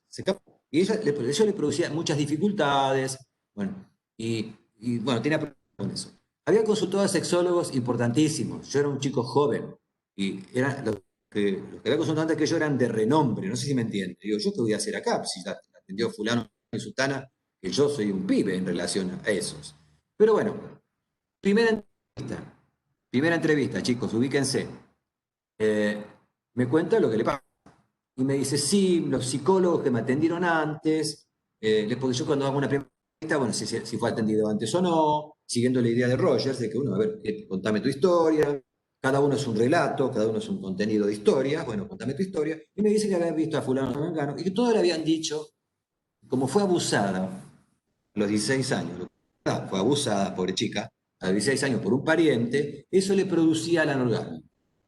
Claro, ella sabía, no sé si me ven el gesto, que la causa de esa anorgasmia era el abuso. Para eso no le ayudaba en nada. Saber no te cura. Saber no te cura. En la anorgásmica. Pero cuando me describía lo que no sentía, me lo describía demasiado bien. Me explicaba lo que no le pasaba. Entonces había dos posibilidades. O lo había leído en un libro, una amiga se lo había contado, ¿no? O le había pasado alguna vez. Se lo dije así. Primera entrevista, ¿eh? Sobre todo yo jugando fuerte porque bueno, venía de capos, lo habían atendido. Entonces le digo, pero ¿nunca te pasó esto o lo leíste en un libro? Entonces se pone a llorar y me cuenta que había tenido un novio con el cual había logrado el clímax. ¿Eh? Y el novio se había muerto en un accidente de moto, hace un tiempo atrás. Entonces le hago una pregunta. ¿Y dónde estaba? No saben quién es. Un tío había abusado de ella. ¿Ok? Muy típico de los abusos. Este, ¿Y dónde estaba tu tío mientras tenía sexo con Ricardo? Me miró y no me entendía lo que yo le quería decir. Si la causa de dificultad era el abuso, pues que con Ricardo lo había logrado, que se le desapareció. ¿Se capta dónde voy? ¿Se entiende? Si fue el tío la causa, entonces bueno. Entonces, yo soy sexólogo, les cuento, ¿eh? Entonces le pedí que me describiera el acto sexual con ese. Estoy hablando hace 40 años, más o menos. Era un poco menos. Era difícil en ese momento hablar de esto. Hoy es más fácil. Bueno, nos llevó varias sesiones hasta que descubrimos juntos, este muchacho que falleció, hacía algo con ella, una posición sexual determinada que le favorecía llegar al clímax. Y bueno, ¿qué hicimos? Trabajamos eso, por supuesto yo no hice nada, pero bueno, le pregunté que, entonces, ¿por qué no se lo podía pedir a los varones? Ubíquense en esa época, ¿eh? Históricamente, la mujer era más sometida en general en este tema, ¿se entiende? Entonces, ¿por qué no le podía pedir esa determinada posición que a ella la facilitaba? Y aprendió a hacerlo y superó su dificultad. No sé si me entienden. Tuvo 12 años en terapias analizando el abuso del tío. No cree que no haya influido, a ver, es más bien que habrá influido algo, más bien, no estoy indagando. Pero podía haber quedado 15 años más hablando del abuso del tío y no de ver qué le pasaba a ella y por qué ella no le podía pedir a su pareja que hiciera algo que a ella le hacía bien. Trabajamos eso. Eso tiene que ver con otra cosa, ¿eh? Que se había sido criada como una chica muy sometida, muy sumisa y no sabía pedir. ¿Se entiende? Trabajamos más el saber pedir, ¿eh? Lo que pareciera que lo del tío. ¿Soy claro? Eso significa para Roger el nombre de su modelo, estar centrado en la persona, enfoque centrado en la persona, no centrado en la teoría, ni centrado en el terapeuta o el counselor, centrado en la chica esta, o centrado en Pepe, que Pepe sabe, hay que ayudarlo a que destrabe. Bueno, a partir de allí, él empieza a incorporar metodología. No, a él no le gustaba técnica a lo que él hacía, pero bueno, son recursos metodológicos. Y bueno, creo lo que se llama hoy el reflejo simple, el reflejo de sentimiento, el reflejo elucidatorio, que son recursos metodológicos. Muy, no los voy a explicar ahora porque la verdad simplemente quiero que conozcan el costo total, pero se lo voy a decir de una manera sencilla. Si yo logro eh, eh, penetrar en la experiencia del otro, ¿eh? Y escuchar al otro como si yo fuera el otro por un ratito y después salir de ahí si no me identifico, ¿no? Darme el permiso de decir lo que me pasa con eso, transmitírselo a ese otro le sirve. Se llama chequeo de percepciones. Voy a dar un ejemplo para que me entiendan. Fulano de tal me está contando determinadas cosas, me describe una situación que le está pasando con, no sé, con el jefe. ¿Eh? Entonces, bueno, lo escucho y hago lo que se llama, lo voy a decir rápido, se llama reflejo simple. Quiere decir, ajá, te sentís abrumado por tu jefe. Sí, me siento. Ah, sí, me da un poco de miedo. Ah, te da miedo. ¿Para qué usaba Roger eso? Le salía solo, ¿eh? Después le puso un nombre, reflejo simple. Hacía la comunicación. Lo que hacía Roger con eso, no hacía, ajá, como hacían otros. Ajá. Sino que hablaba, es dialogal, no es, y no es diván, es cara a cara y dialogal. ¿Se entiende? Esto también fue revolucionario eso. Fue revolucionario. Poder dialogar. Ah, vos me estás diciendo que tenés miedo a tus jefes. Sí, ah, estás diciendo que no sabes cómo pedir un aumento. Lo está diciendo el consultante. Simplemente está repitiendo las palabras de otra manera. Para que el consultante se sienta escuchado. Pero por ahí Roger detectaba que hay sentimiento. Por ahí dando vuelta. No expresado. Lo detectaba porque estaba comprometido en la relación. Les cuento ya, es más difícil ser rogeriano que ser psicoanalista.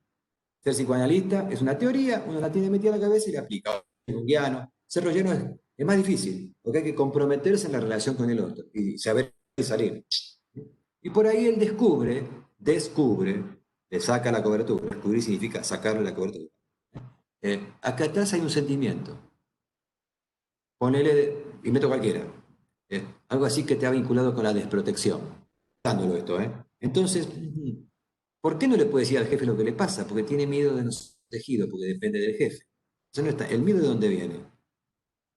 ¿Se entiende lo que digo? Y por ahí, ajá, ¿te pasa que te sentís que si decís esto, tu jefe no te va a proteger, viene protegiendo? Puede decirte que sí o que no. Si te dice que no, para Roger no existe el concepto de resistencia, chicos. ¿Qué quiere que le diga? Quizás eso. ¿eh? Existe el concepto de que, bueno, quizás no es el momento para ver lo que tiene que ver. Punto. Punto. Quizás me apresure como profesional en mi acción. ¿No? No quiere decir que no haya resistencias, pero él no las toma en cuenta en el proceso. Bueno, me equivoqué, le dije eso. Pero sí, supongamos que el consultante es eso, de protección. Trabajemos la de protección. Parece otro camino, no tanto el miedo al jefe, sino la desprotección. No sé si soy claro con este ejemplo. Hay un ejemplo que es más fácil. Entonces, fíjate, vino por miedo al jefe y ahora estamos hablando de desprotección. Cambiamos de tema. No cambiamos de tema, vamos a más a fondo. Porque les digo algo, y así vamos cerrando. Les digo algo. Para Rogers, eh, estos son conceptos, no son realidades. A ver, ustedes, por ejemplo, yo les hago una pregunta. ¿El complejo de Edipo existe?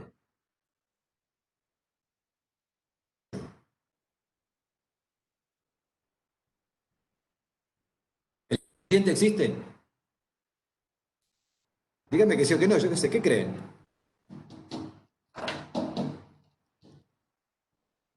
No, chicos, son conceptos.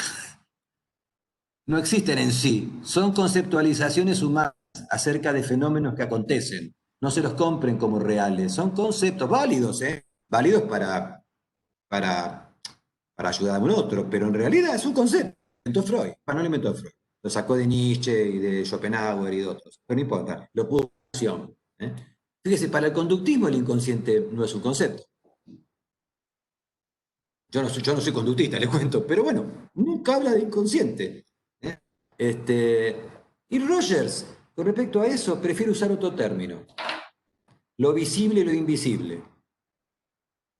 Aquello que tenés, que lo ves y aquello que no lo ves. ¿Se entiende? Y bueno, porque para Rogers el objeto de su tarea es la percepción. Así como para Freud era trabajar lo inconsciente. Él no, lo es Jung. Para Freud es él. ¿Saben qué es diferente? El inconsciente que lo inconsciente. Roger coincidiría más con Jung. Porque decir él es de una cantidad de existencia. Lo es aquello que no se ve decir. ¿Se entiende? Es diferente. Yo prefiero, cuando me preguntan eso, prefiero decir lo inconsciente, no el inconsciente. Bueno, pero volviendo, para Rogers, toma esto de Merleau-Ponty, autor que tendrían alguna vez en su libro Fenomenología de la Percepción. El objeto de nuestra tarea es ayudar al consultante a abra su percepción. Si logramos abrir nuestra percepción, nos va mejor la vida, chicos. Podemos elegir más. Por eso fue un señor muy criticado también por la ideología política. En Estados Unidos, ser medio de izquierda era muy mal visto. Un socialdemócrata no era de izquierda, era socialdemócrata. Entonces, era más vinculado a los demócratas, en un momento que eran republicanos. También fue echado por eso de algunos lugares, por su ideología filosófica y política. No sé si fui diciendo claro, Ilse. Yo fui un poco para que entiendan. Esto es una concepción de lo humano, que tiene 25 libros escritos. De No, descripciones, ¿no? va clarísimo. Está muy claro, claro. Lo que te pediría, por favor, vos hablaste del reflejo simple. Si podrías contar los otros reflejos también. Gracias, me olvidé. Gracias. Bueno, cuando, sí, por suerte. Mira, bueno, cuando se sigue profundizando en el vínculo, aparecen otras intervenciones. Una se llama reflejo de sentimientos. Quiere decir, captamos en gestos, en conductas, en lo verbal, sentimientos que están implícitos, no visibles, y los verbalizamos, chequeando. Ah, esto es tristeza. No, esto es miedo. ¿Se entiende? Si la persona dijo que tiene miedo, dice, ¿tenés miedo? Es simple. Ahora, si por detrás captamos que del miedo hay otro sentimiento más profundo que la persona no está viendo de sí, y lo podemos captar y podemos transformarlo en palabras, lo ayudamos, eso se llama reflejo de sentimiento. Y después viene la tercera intervención, hay más, pero digamos, hay confrontaciones. Bueno. La tercera intervención se llamó reflejo elucidatorio, de elucidar, que es más parecido a la interpretación freudiana. ¿Se entiende? Si lo quieren buscar una comparación. Pero no es una interpretación freudiana, porque no viene de ninguna teoría. Te lo voy a dar un ejemplo. Yo hace 3 meses que atiendo a Pepe y estoy diciendo determinadas cosas. Y un día me dice, pero Pepe, vos no me dijiste tal cosa, tal cosa, tal cosa, tal cosa, tal cosa. Es más racional. Ajá. ¿Tienen en común lo que te pasa con tu fe, con tu mamá, con tu tío y con el vecino de enfrente? Esta situación que vos me estás contando. ¿Se entiende? Eso lucida, hace que la persona piense, reflexione acerca de sus conductas. No sé, claro, Ilse. Eso se llama reflejo elucidatorio. Y después aparece otro recurso, son chequeo de percepciones. ¿Qué quiere decir? Ahí no es solo la palabra. Uno puede integrar recursos de la Gestalt, recursos del psicodrama, recursos del focusing, recursos metodológicos, donde uno chequea y va ayudando al consultante a explorar su mundo interno y su mundo de relaciones. Eso es la incorporación. La teoría de Rogers, lo que tiene de bueno, entre otras cosas, es que permite la incorporación de otros recursos, no solamente lo que él inventó o creó, sino se pueden integrar, por supuesto, estudiándolos a fondo, ¿no? Y formándose en psicodrama, en Gestalt, en existencialismo, lo que se llama movimiento humanístico. ¿Entiendes? Se pueden integrar metodologías diversas, siempre y cuando prime el concepto de empatía, incondicionalidad y autenticidad. Si esos 3 conceptos están, vos podés integrar un... Bien, ¿puedo dar otro ejemplo, Ilse? ¿Hay tiempo? Sí, mira, es un ejemplo que a mí me sirve cuando doy clases, yo qué sé. Que vengo atendiendo por un duelo. Murió un ser querido, duelo. Saben que los duelos son procesos que tienen etapas. No sé si estudiaron duelos en alguna materia, ¿no? Bueno, una de las etapas es el enojo. La persona se le había muerto el marido, lo encontró durmiendo en la cama, a la mañana. Bueno, yo me daba cuenta que no podía expresar el enojo. Inclusive tenía gestos. ¿Estás enojada? No, ¿cómo voy a estar enojada si se murió? No, no estás enojada. Fíjense, no era una resistencia. No lo podía ver todavía. No es que le interprete una resistencia, ¿entiendes? Algo no dicho, no sé. Entonces un día le dije, ya habían pasado 3 meses que la venía atendiendo. Le digo, mira, no sé, discúlpame, le digo. Esto es parte de la autenticidad, ¿ven? Poder decir, discúlpame, ¿tenés ganas de hacer una experiencia? Que quizás te pueda ayudar, o quizás probemos. Porque si seguimos hablando, me parece que solo hablando no vamos a llegar al núcleo de lo que yo creo que vos tenés es un gran enojo. No, yo no estoy enojada. Bueno, te propongo un ejercicio. Y ahí utilicé un recurso del psicodrama, de Moreno. ¿Ya vieron psicodrama ellos, Ilse? ¿Todavía no? Ah, bien. Es un recurso que se llama silla vacía. ¿Cómo se llama Andrés? Ah, Silvina viene la semana que viene. bueno, entonces le voy a explicar estos recursos. Silla vacía, silla caliente, depende de cada problema. Que es muy sencillo hacerlo, hay que saber hacerlo, es una metodología complicada, donde hay dos maneras de hacerlo. Uno es poner un almohadón, imaginar que ahí está el que falleció, o otro es ponerse uno, como yo, como haciendo el papel del otro, ¿entienden? Que no está más en este mundo. Bueno, y que le empieza a decir lo que le pasa. Bueno, lo que pasó en esa sesión, durísimo. Empezó a soltar su enojo. Yo no podía reproducir porque había grabado las groserías que dijo esta mujer referido al marido que era gordo y fumaba y se murió y la abandonó y le dijo de todo. Puso un almohado, lo pateó, te odio, le decía, te odio porque me abandonaste. Bueno, lloró, gritó, pataleó. Bueno, hay que saber usar ese recurso, chicos, ¿eh? No, hay que aprenderlo. No se les ocurra usar un recurso de estos que son muy fuertes. Después, yo podía pasar esto y había programado que después de ella no tenía otro consultante. ¿Eh? Por si acaso que se alargara el proceso y no de golpe me toca el timbre otro. Y yo, ¿qué hago? La tengo llorando a grito y ¿qué le digo al otro? Que me espere. Bueno, entonces, esto es práctica, nada más. Experiencia. Bueno, entonces trabajamos su enojo. Yo me puse en lugar del marido, le pedí disculpas, me puse en lugar de ella, ella se puso en lugar de él. ¿Se entiende? Hice lo que Roger plantea de ponerse en lugar del otro, en la experiencia del otro.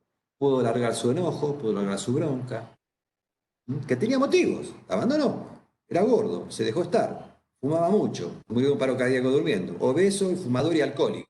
Después me contó que era alcohólico. Entonces, si bien lo amaba, tenía derecho a estar enojada, pero es muy difícil enojarse con alguien que fue tu pareja y se murió. Viste que en general los muertos son todos buenos. ¿Viste? En general es difícil enojarse. Bueno, entonces, ahí fíjense qué hice. Utilicé un recurso metodológico, complementario, tiene que ser técnico, epistemológicamente coherente con la ideología de Rogers. No utilicé un recurso del conductismo, que es epistemológicamente incoherente. ¿Se entiende? Si integro algún recurso del conductismo en la ideología de Rogers, es epistemológicamente incoherente. Mientras fui psicoanalista, no pude integrar ningún recurso. Empecé a trabajar en el humanismo, en Rogers, integré a Maslow, a Fritz Perls, a todos esos autores existenciales. Se hace lo que se llama un eclecticismo integrador epistemológicamente coherente. No sé si soy claro, chicos, chicas, en lo que estoy diciendo. Hago una consulta. Dale. No sé si ya lo dijo antes o no porque se me corta, pero ¿hay un tiempo estimado para estos encuentros? O sea, ¿se puede alargar la duración en el caso de este caso como lo que está Sí, diciendo, claro. digamos? ¿Cómo te Pero llamas? hay como un tiempo, Belén. Hola, Belén. No te veo la cara, pero veo que estás hablando vos. Escúchame, Belén. Normalmente las sesiones son de 45 minutos. ¿Y saben por qué, no? ¿Duran eso? ¿Tienen idea? Porque Freud se dio cuenta un día que se cansaba. Es muy sencillo. Que a veces los profesores no explican. ¿Por qué? ¿Por qué son 50 minutos?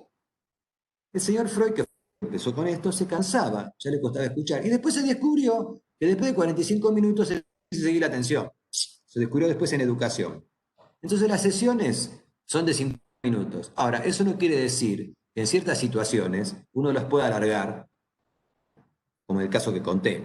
O también acortar, porque a veces también en una sesión, yo no estoy de acuerdo con la sesión corta de la acá, me parece un absurdo y una manipulación, pero bueno, es otro tema. Pero a veces uno llega a un punto que si uno sí, ¿para qué? Quizás llegaste a un punto que fue nodal y la persona incorporó una idea o una experiencia, una sensación, la dejamos aquí, ¿viste? Y a veces puede ser media hora, pero normalmente son 50 minutos. No sé si te estoy respondiendo, Belén. Pero también acontece, ha pasado alguna vez, y te va a pasar cuando seas terapeuta, que de golpe estás con alguien en una crisis espantosa. Es común, no sé, Ilse, si a vos te pasa, que la gente te traiga, cuando faltan 5 minutos, un concepto nodal. En buen criollo te querés matar ahí, porque de momento me toca el timbre el otro, ¿se entiende? Entonces, bueno, si pasa eso, honestidad mediante, si tenés posibilidad de decir, la seguimos la semana que viene, es una. Y si no tenés, le decís al otro que te espere, y chao. ¿Qué querés que te diga? Es muy sentido común lo que digo, Belén. 50 minutos es porque es lo que normalmente una persona, 45, es atenta. ¿Eh? Freud lo descubrió porque se cansaba. Y otra cosa que descubrió Freud, no sé si se lo enseñaron, Freud no atendía siempre en el consultorio, atendía en el jardín, con el perro. La mujer le servía té a los pacientes. No sé por qué después vino esa onda de la ortodoxia y la distancia. Freud en Londres, que hacía mucho calor, se iba al jardín y tenía con el perro al lado y atendiendo a la persona. No sé, viste, después piensan las ortodoxias extrañas. En todas las líneas pasa, ¿eh? También en Rogers hay ortodoxos. Andrés, Sí. otra cosita por ahí. Este paso de los nombres, ¿no? El paso de los nombres. La terapia no directiva, después terapia centrada en el cliente, Sí. después terapia centrada en la persona. ¿Son momentos en la historia? Muy bien. Bueno, como todo creador, fue pasando momentos, igual que Freud tuvo 3 momentos, gracias por decírmelo. Primero, terapia no directiva, ¿m? Porque le puso énfasis en la no dirección. ¿Eh? Y ahí acuñó una palabra buenísima, ¿eh? Una frase que anótenla. Yo no le doy poder a las personas, simplemente no se lo quito. Fíjense qué frase brillante. Cuando yo atiendo a alguien, yo no hago algo, yo no empodero. De moda empoderar, ¿viste? Se puso de moda. Empoderar al otro. Nadie puede empoderar al otro. ¿Eh? Simplemente el poder ya lo tenemos. Simplemente tenés que encontrar a alguien que no te lo quite. Y que lo descubras. Bueno, después se llamó centrado en el cliente, porque él dijo, no, lo que estamos haciendo ahora es atender consultantes y yo me centro en ellos. Lo que yo después se dio cuenta, la tercera forma, es que en realidad dejó de llamar clientes o consultantes, le llamó personas. En realidad no son consultantes, son personas. Le llamó centrar a una persona. Y después el último Roger, que es el cuarto, de persona a persona. Se murió y escribió el último libro, El Camino del Ser. Es el libro más filosófico. Este, sí, gracias por decírmelo. Así como Freud también tuvo 3 etapas, ¿no?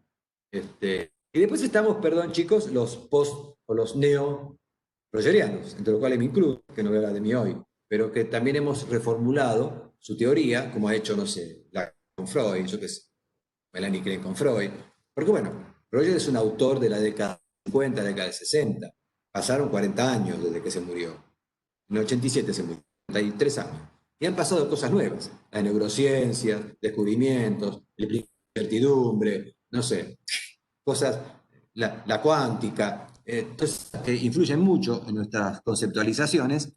Por eso mi último libro se llama Quiasma, se lo mandé a Ilse. Yo escribí 14 libros, se lo mandé a Ilse, que donde un poco con mi epistemología actual, basada en Rogers, pero también integrando concepciones nuevas. Rogers se murió.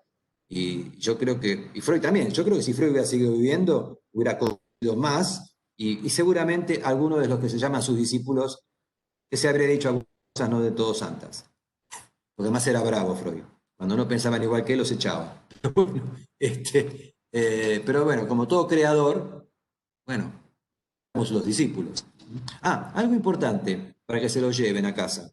¿Alguien les explica qué significa la palabra enfermedad? Porque eso lo cuestionó también Rogers. ¿Saben qué significa la palabra enfermedad? Porque se habla de la enfermedad.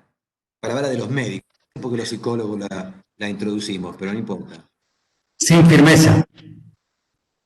Sí, viene de... Pero hay varias formas de traducirlo. Sí, pero otra, Buber, el filósofo Buber la describe muy bien. Dice, voy a dar un ejemplo. ¿Para qué está hecho un riñón? Para filtrar. Para más que filtrar. Pero cuando el riñón filtra, confirma su función para la que está hecho. Por la naturaleza, por Dios, por lo que uno quiera creer, por la evolución y por... Cuando filtra, infirma su función. Por eso es un término médico. Es un problema renal. Y cuando el corazón no cumple su función, tenés un problema cardíaco. Ahora eso, fíjense, se trasladó al campo de lo psíquico. Se habla de enfermedad mental. La verdad, será otro debate, Ilse. Fíjate, estoy leyendo un libro, se los cuento, chicos, escrito en la década del 60, ahora, de unos autores americanos muy piolas, de la cibernética, que es una línea interesantísima de explorar. La línea sistémica cibernética de Bateson, esa. ¿Sabe qué interesante? Un libro de la década del 60. ¿Sabe lo que dicen en la década del 60? Que se estaba cuestionando el oral si era perverso o no era perverso. Se estaba cuestionando el uso de determinada ropa. Se estaba cuestionando la sexualidad, si era patológico o no, porque Freud dijo que era patología. ¿Se acuerdan, no? Bueno, dijo en su época, ubiquémoslo en época. Y bueno, entonces yo digo, hoy, lo que hoy se llama enfermo, no lo fue antes y no lo será en el futuro, ¿se entiende? Entonces no nos compremos rótulos, salvo los lógicos, los muy obvios, ¿cierto? Los que son, no hay que ser ni psicólogo ni nadie para darse cuenta que alguien está imaginando que lo persigue algo y ese alguien no está ahí, ¿entiende? Y le llamamos paranoia. Pero, a ver, lo sabe doña Pepa también eso, no sabe el nombre a lo mejor, ¿se entiende? Y sabe que le pasa algo al vecino. Dice, mirá, mirá, mirá lo que está ahí arriba, en el techo, es un monstruo. Bueno, pobre, está teniendo alucinaciones. Está bien, eso lo sabe cualquiera, pero eso ya es psiquiátrica, ¿se entiende? Ya el Brito está haciendo cosas raras, ¿entendés? Quizás causado por temas emocionales. Otra, ¿quiere que le diga otra cosa? Que también Roger cuestionó, y yo también cuestiono.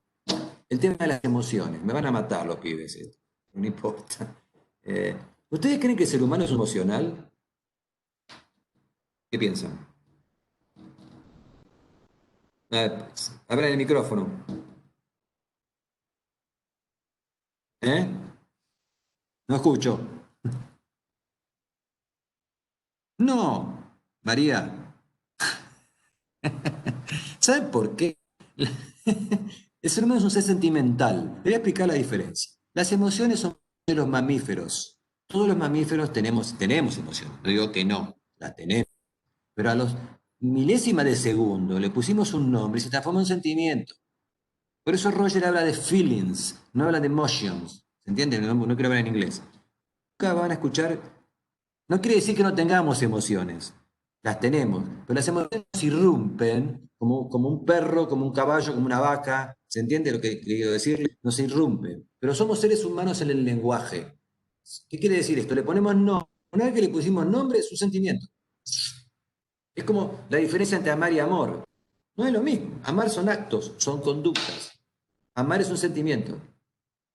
Los animales aman en el sentido de amar, ¿cierto? Un águila, cuando captura a su presa, que parece una degenerada y muy fea, y lo lleva en el aire, y se la lleva a sus pichones, y le da de comer, está haciendo un acto de amar. Le da de comer a sus crías, ¿cierto? Claro, nos pareció primero muy mala porque agarró un quiz, pero ahora nos parece muy buena porque le da de comer a sus crías. Eso es antropomorfizar.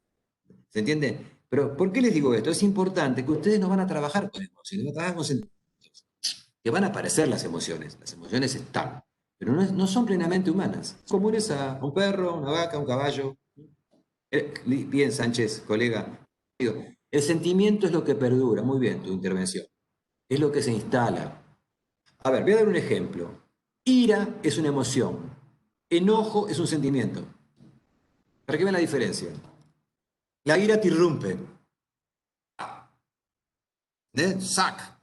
Pero el sentimiento sí. El sentimiento es estoy enojado. ¿Entiendes? Ya le pusiste nombre. Para dar un ejemplo. Y nuestro trabajo esencialmente... Miren, ustedes, si pueden leer a un autor alemán, que es de origen, se llama Bull Chung Han, después pasáselo a oírse a este autor. que escribe libritos chiquititos, hace un libro, no recuerdo el nombre ahora, si quieres te lo pase para que se los pase, que habla de este tema de las emociones, cómo está de moda hablar de emociones. Está de moda. Y está de moda en los políticos, y está de moda en el coaching, porque sirve para manipular al otro. Fíjense, ¿cómo gana un político las elecciones? La gente vota emocionalmente, vota racionalmente. Entonces el político coachea, genera vínculos, promete cosas, ¿entiende? Bueno, yo se lo digo esto porque ustedes van a ser terapeutas. Obviamente, sus consultantes o sus pacientes van a tener emociones. Obviamente, somos seres humanos. Somos mamíferos, perdón. Pero nuestro trabajo es fundamental con los sentimientos. Porque las emociones no pueden ser cambiadas. Son, irrumpen. No pueden ser modificadas. Están ahí. ¿Se entiende? Que son 3 o 4, ¿eh? Alegría, tristeza, creo, miedo, ira, no me acuerdo, un listadito. Los sentimientos son lo que cada uno le da significado y eso es muy personal. Ante el mismo hecho, la tengo a Jessica y a Joaquín adelante, lo estoy mirando, ante el mismo hecho, ponele, alguien los abandona. Joaquín, Jessica, alguien los abandona. No importa, alguien que ustedes quieren mucho. Imagínense, lo quieren destruir, le sale la bronca, le sale la ira, ¿por qué me dejaste? Pero eso dura un segundo. Después se instala un sentimiento. La tristeza, que puede ser el enojo, ¿entiendes? Que puede ser, no sé, como quieran llamarlo. Bueno, porque Roger, ¿sabe qué nos inculcó? También es importante trabajar con el lenguaje del otro. Dejar de usar términos técnicos. Los términos técnicos son para nosotros. Cuando tenemos que hacer un informe, porque tenés que describir, y utilizás términos técnicos. Pero con nuestros consultantes, hablemos en el lenguaje del consultante. Mira, ¿puedo dar otro ejemplo?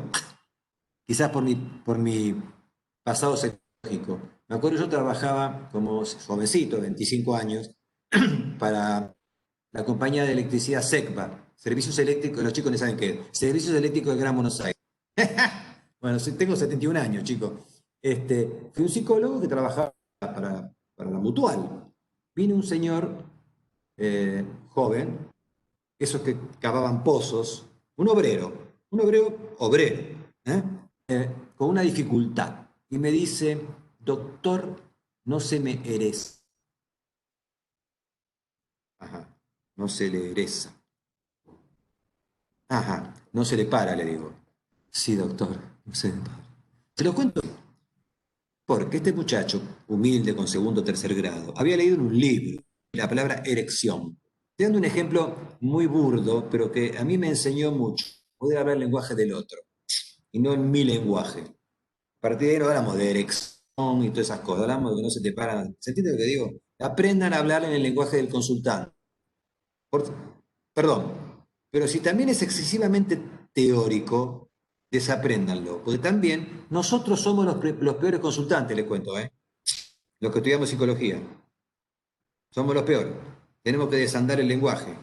¿Entendés? Cuando te vaya a venir a ver un colega más joven, vas a tener que como intentar olvidar las palabras técnicas, porque lo que le pasa no es técnico, lo que le pasa es sentimental, o emocional, como queremos llamar. Pero es al revés. El consultante más sencillo, Pepe, Doña Lola, es más simple de escuchar. El consultante intelectual racionaliza y te trae toda su racionalización. Él aprendió quizás con un colega anterior, interpreta y te dice lo que le pasa y no cambia nada, no transforma. ¿Mm? Yo les hablo de la experiencia vivida, chicos, y de leer muchos libros. Ahí Sócrates tenía razón. Pudo decir que no sabía nada cuando sabía mucho. Pero bueno, es así. Ustedes están empezando recién, tengan paciencia y van a saber. No sé si me preguntas. Ah, perdón, algo más. Y todo esto pertenece a una gran corriente que es el... Ustedes saben que hay 3 grandes corrientes: el psicoanalítico, el cognitivo-conductual y el humanismo. Eh, el humanismo está más cerca del movimiento psicoanalítico que del cognitivo-conductual.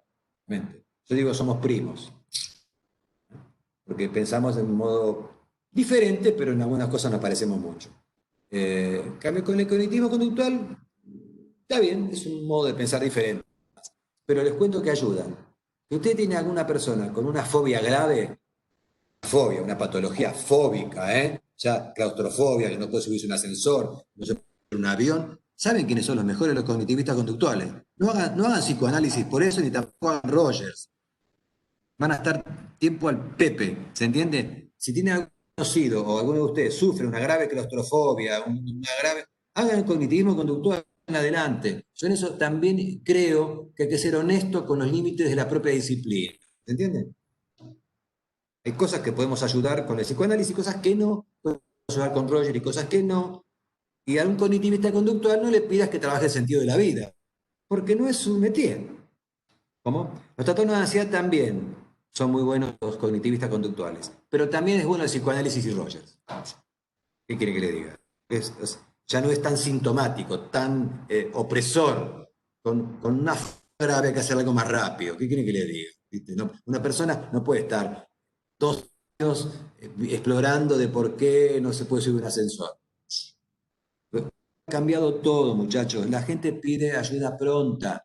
Te guste o no te guste. Hay más gente como sí fui yo y que no sé si él se fue, tirados en un diván 10 años, 12 años, explorando los meandros del inconsciente. Y seguí siendo más o menos lo mismo.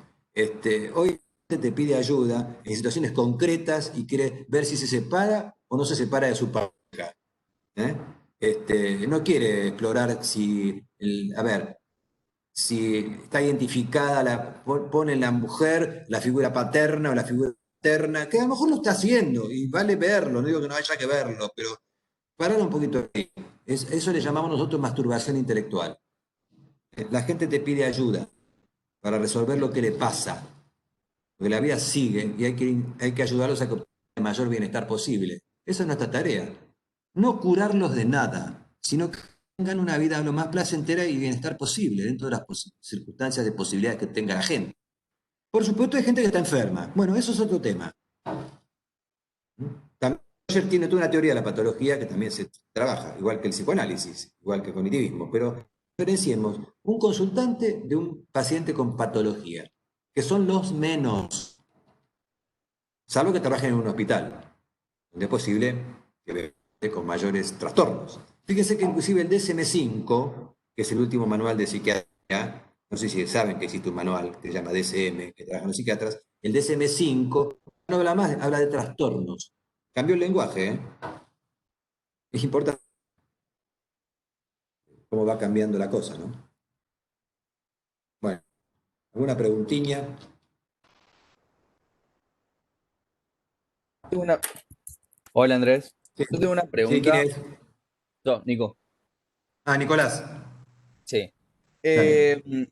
Habías hablado de que la persona si en ciertas condiciones puede ser una persona positiva. Sí. Sí. Entonces por ahí me puedo pensar eh, si es que también tiene cuestiones que ver la persona en sí o es como tiene que ver solamente el contexto. Ambas cosas. Por eso yo le llamo quiasma múltiplo, la unión. Quiasma es un cruce. ¿Se entiende? A ver, acá también te voy a decir algo, Nicolás. Nosotros no estamos muy de acuerdo con el concepto de causa. Nada es causado por algo único. ¿Viste? Hay ciertas teorías que dicen, le pasa esto porque. No, no. Ujú. Ahora, algunas cosas sí, cosas muy obvias sí. Pero en general, un producto de muchos cruzamientos en la vida. Como le decía Joaquín, su noción de sí mismo construyéndose, ¿se entiende? Entonces, está el contexto, estás vos, estás tus vínculos actuales, está tu historia, está tu proyecto, está todo junto. A ver, te digo, Nicolás, es muy buena tu pregunta. Uno vive en los 3 tiempos al mismo tiempo. En vos, en este momento, entre vos y yo, está tu pasado, mi pasado, tu presente, mi presente y tu futuro, en nuestro diálogo. Al mismo tiempo. Porque vos sos Nicolás por un pasado. Sos Nicolás porque tenés proyectos y soy Nicolás porque estás aquí hablando conmigo. Y yo también. Entonces, a veces, en algunas circunstancias, uno de los tiempos predomina sobre el otro. A veces hay historias que te traen la vida. Entonces, ahí vamos al pasado, no te digo que no.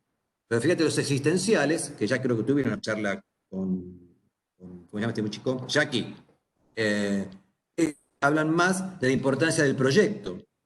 ¿Entiendes? No niegan el pasado, pero le dan mucha importancia que Nicolás es Nicolás por los proyectos que tiene, ¿entendés? O Andrés. Y después tálticos le dan mucha importancia al presente, al aquí y ahora. Digo, no, ninguno tiene razón y todos tenemos razón. Depende, pero transitamos tiempos. Entonces, ese que me preguntabas vos, las condiciones son, a ver, ¿cómo decírtelo? Tu cerebrito y el mío son sistemas.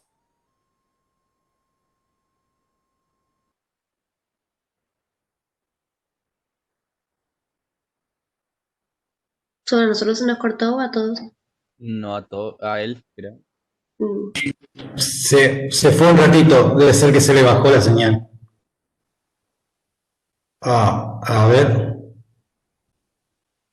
Bueno, mientras tanto, interesante, ¿no? El desarrollo de, fíjense también algo importante, digamos, hasta de lo que vimos hasta ahora, hasta en la logoterapia, Víctor Frank plantea un tipo de neurosis nueva. O sea que está presente también la cuestión de lo psicopatológico. En cambio, acá en Carl Rogers está plenamente en la persona sana y en las posibilidades de lo positivo. No plantea una nueva, por ejemplo, patología. Vieron que la logoterapia plantea la neurosis noógena, la neurosis de falta de sentido. Y podemos preguntarle igual, ahora si vuelve, digamos, si en algún momento Carl Rogers planteó algún tipo de enfermedad en particular, pero el hilo conductor de su filosofía y su epistemología no nos lleva a pensar que puede haber algo desde el orden de lo psicopatológico.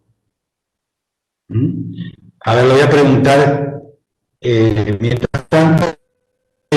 María, Gonza, si quieren agregar algo, lo voy a llamar para ver si se quedó, qué pasó, digamos, ¿no?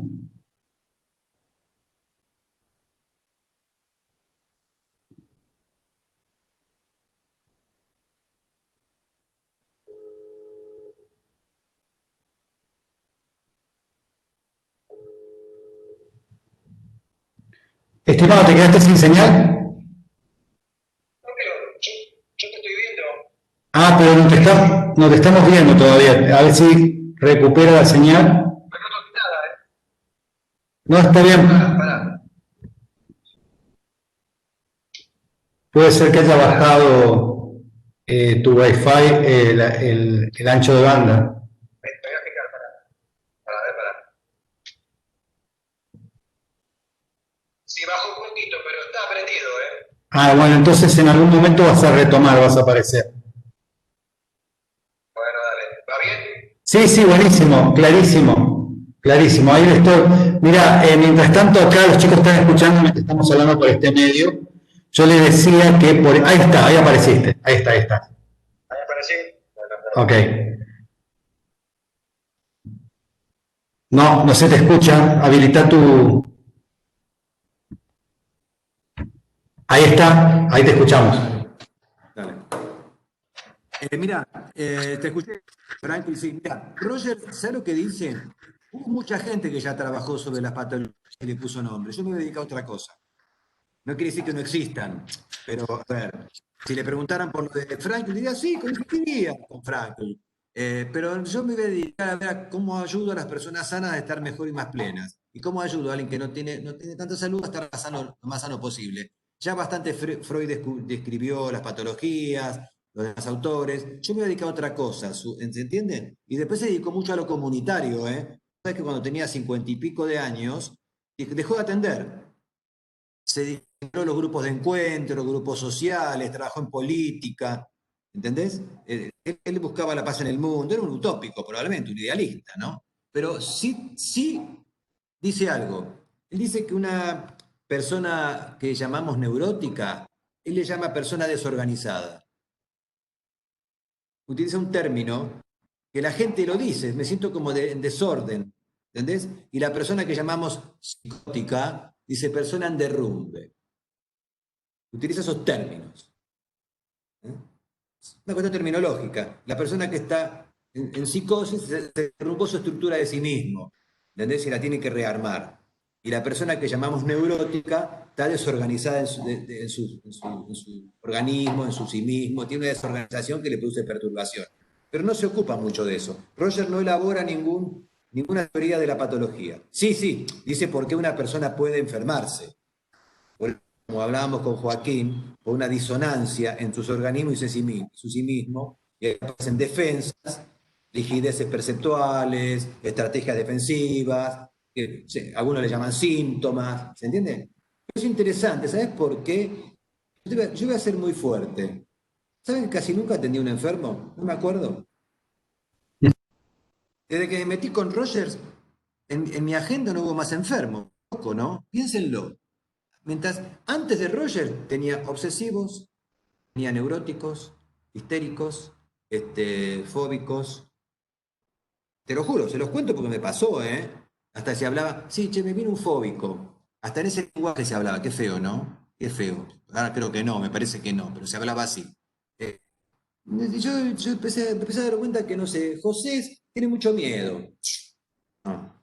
Pepito, sí, está angustiado. ¿Entendés? Rosita, sí, tiene una cosa, viste, que no sé por qué cada vez que cierra y abre la puerta la tiene que controlar 10 veces. ¿No? Algunos llamarían que era obsesiva, ¿ves? Que tiene ciertos rituales. No es que Roger desconoce esto, chicos, simplemente que pone su energía y su trabajo a ayudar a la gente que esté mejor consigo misma y con los demás. Y aparece otro concepto ahí, el concepto de nosotros. ¿Eh? Yo estoy trabajando en un texto, no sé cuánto tiempo tengo, Ilse. Estamos bien, Andrés, estamos bien. Hasta el 50 tenemos. A ver. Bueno. Pero yo tengo 15 minutos más porque tengo que atender en un rato. Está bien, cuando te tenés que ir, te vas. Está bien. No, ¿saben qué? Esto de las causas y los efectos, esta historia, también todo se replantea en esta historia, pero también, a ver, ¿cómo decirlo esto? Uno está trabajando también ahora en qué pasa que si yo escucho un lugar, condiciono lo que estoy escuchando. Si yo logro cambiar mi oído, simbólico, metafórico lo que digo, ¿no es cierto? Puedo escuchar en otro lugar, también el otro cambia. Fíjate una cosa que se investigó. Roger insistió mucho en la no directividad. Yo soy, para mí, es el punto nodal. Es no quitarle el poder al otro de sí mismo, ¿cierto? Y tampoco dárselo, que lo descubra, que lo tiene, porque es persona. Y respondiendo a este chico que me preguntaba de crear condiciones para que eso aflore, ¿no es cierto? Para que la planta crezca, llamar eso. Esto no significa un falso optimismo, que le voy a decir que también Roger describe situaciones complejas y de daño. El ser humano es el único ser vivo, uno de los pocos seres vivos que daña a un semejante, ¿no? Pero eso es por otra cosa, si quieren se los explico, como explica Roger, como explico yo. Pero lo concreto, que la mayor energía él la pone en facilitar espacios de reflexión libres de amenazas, sea una clase, sea un grupo de encuentro, sea una sesión terapéutica, sea una familia, sea una pareja, ¿cierto? Y ahí aparece un concepto que yo estoy acuñando y trabajando ahora, que es el concepto de ayuda mutua. Hoy que está tan en boga el tema de la pandemia y hay mucha dificultad de pareja por la convivencia forzada y toda esa historia que está pasando, no sé por qué nos convencieron que la teoría de Darwin significaba que sobrevivían los más fuertes. Así les las enseñan, chicos, ¿no? Sobreviven los más fuertes, ¿no? Entonces, claro, eso tuvo piola. Para los marxistas y para los capitalistas les vino un kilo. Para las dos grandes teorías políticas vigentes, es bárbaro pensar que evoluciona más fuerte. ¿Sabes lo que dice un biólogo ruso llamado Kropotkin? No evoluciona más fuerte. Evolucionan las especies que lograron ayuda mutua, que lograron colaborar entre sí, que pudieron entramarse en lo ecológico.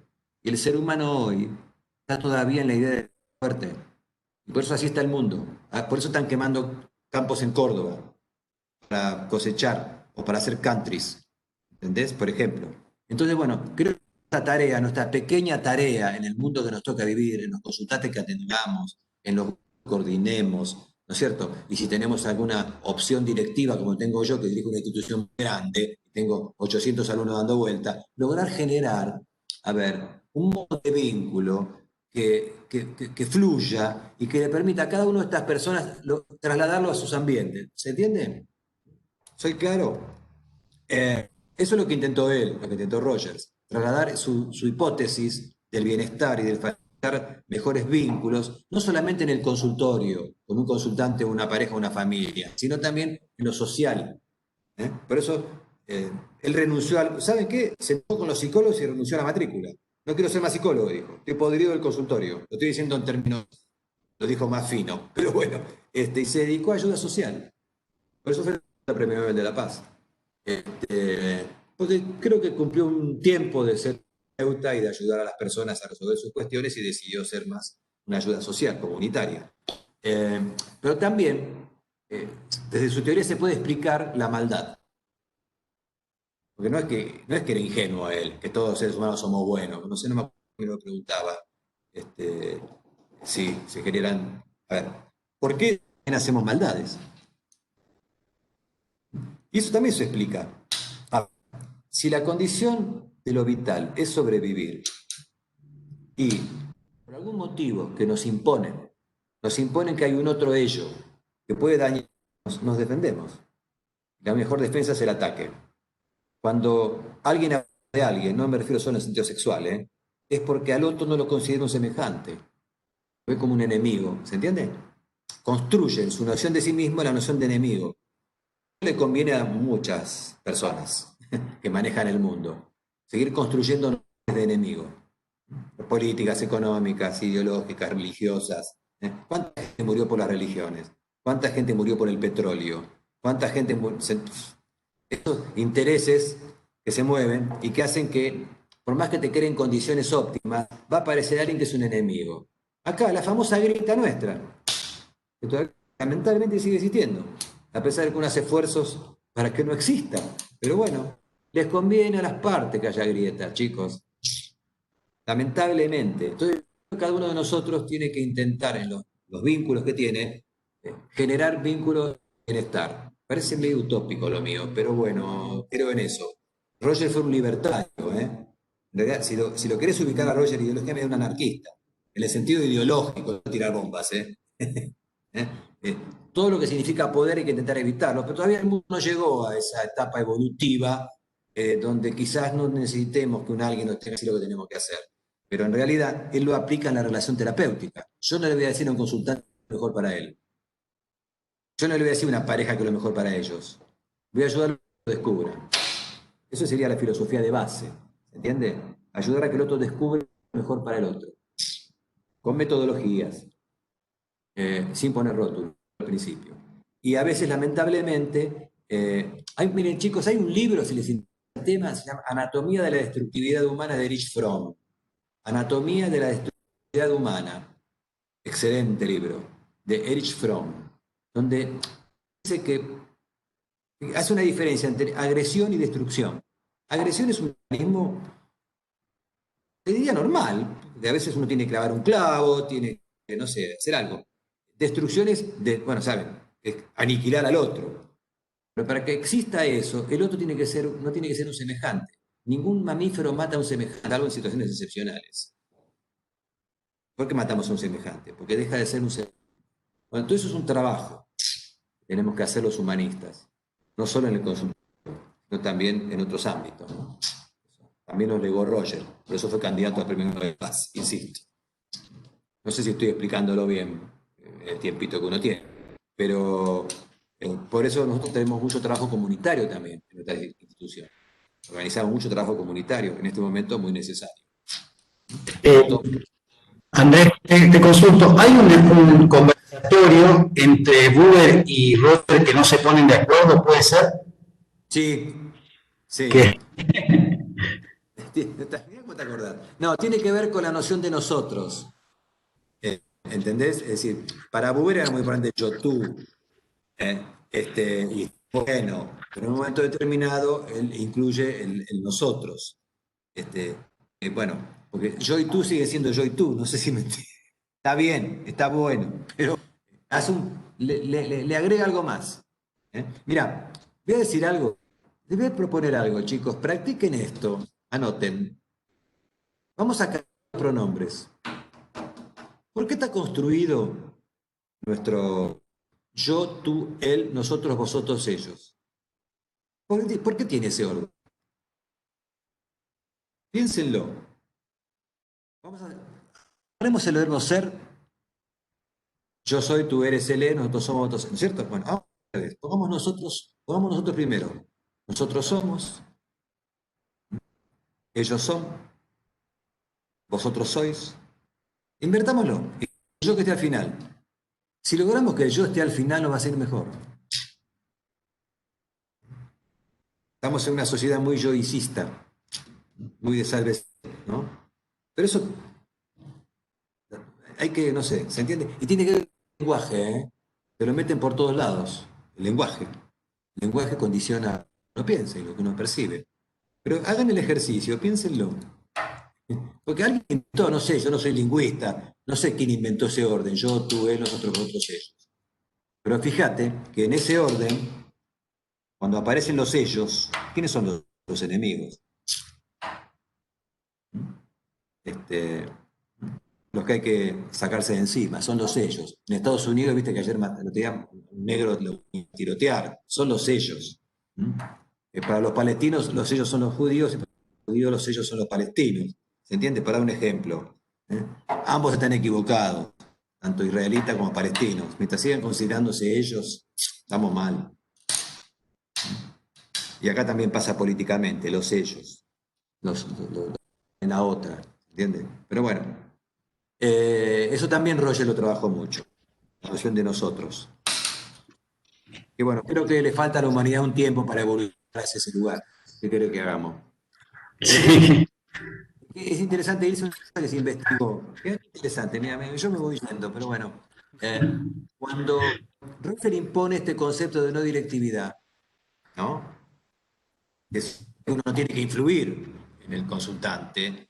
Después nos damos cuenta que influimos demasiado más de lo que creemos. ¿Saben qué influimos? Que si el consultante aprende que ser no directivo es mejor, lo aplica en su vida. Es muy paradójico este concepto, ¿eh? Si nuestro consultante se da cuenta de cómo lo ayudó su terapeuta, en el sentido de permitirle que él sea a sí mismo, sin influirlo demasiado, es inevitable algún nivel de influencia, obvio, no lo neguemos, pero lo menos posible, quizás se lo traslade a la relación con sus hijos, o con su pareja, o con su madre, o con sus empleados si es un jefe. Y eso pasa, se ha investigado, lo llevan a la vida en general.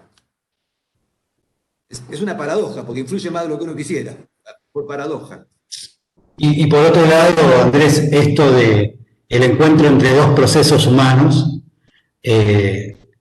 siendo en movimiento de ambas partes, Sí. El terapeuta sobre todo lo puede vivir desde ese lugar, le aporta siempre. No te entendí bien. Que si el terapeuta también lo puede vivir de esa manera, a él también le Bueno, Roger dice en el último libro, gracias Ilse, que ojalá esto que plantea para hacer con nuestros consultantes, con los grupos que coordinamos, lo podamos aplicar también en nosotros, en nuestros propios vínculos. Y sí, que sea, por eso le llama el way of being, un modo de ser. Él plantea un modo de ser. Ojalá logremos un modo de ser, ¿entiende? Nosotros y los otros. Voy a decir algo, chicos.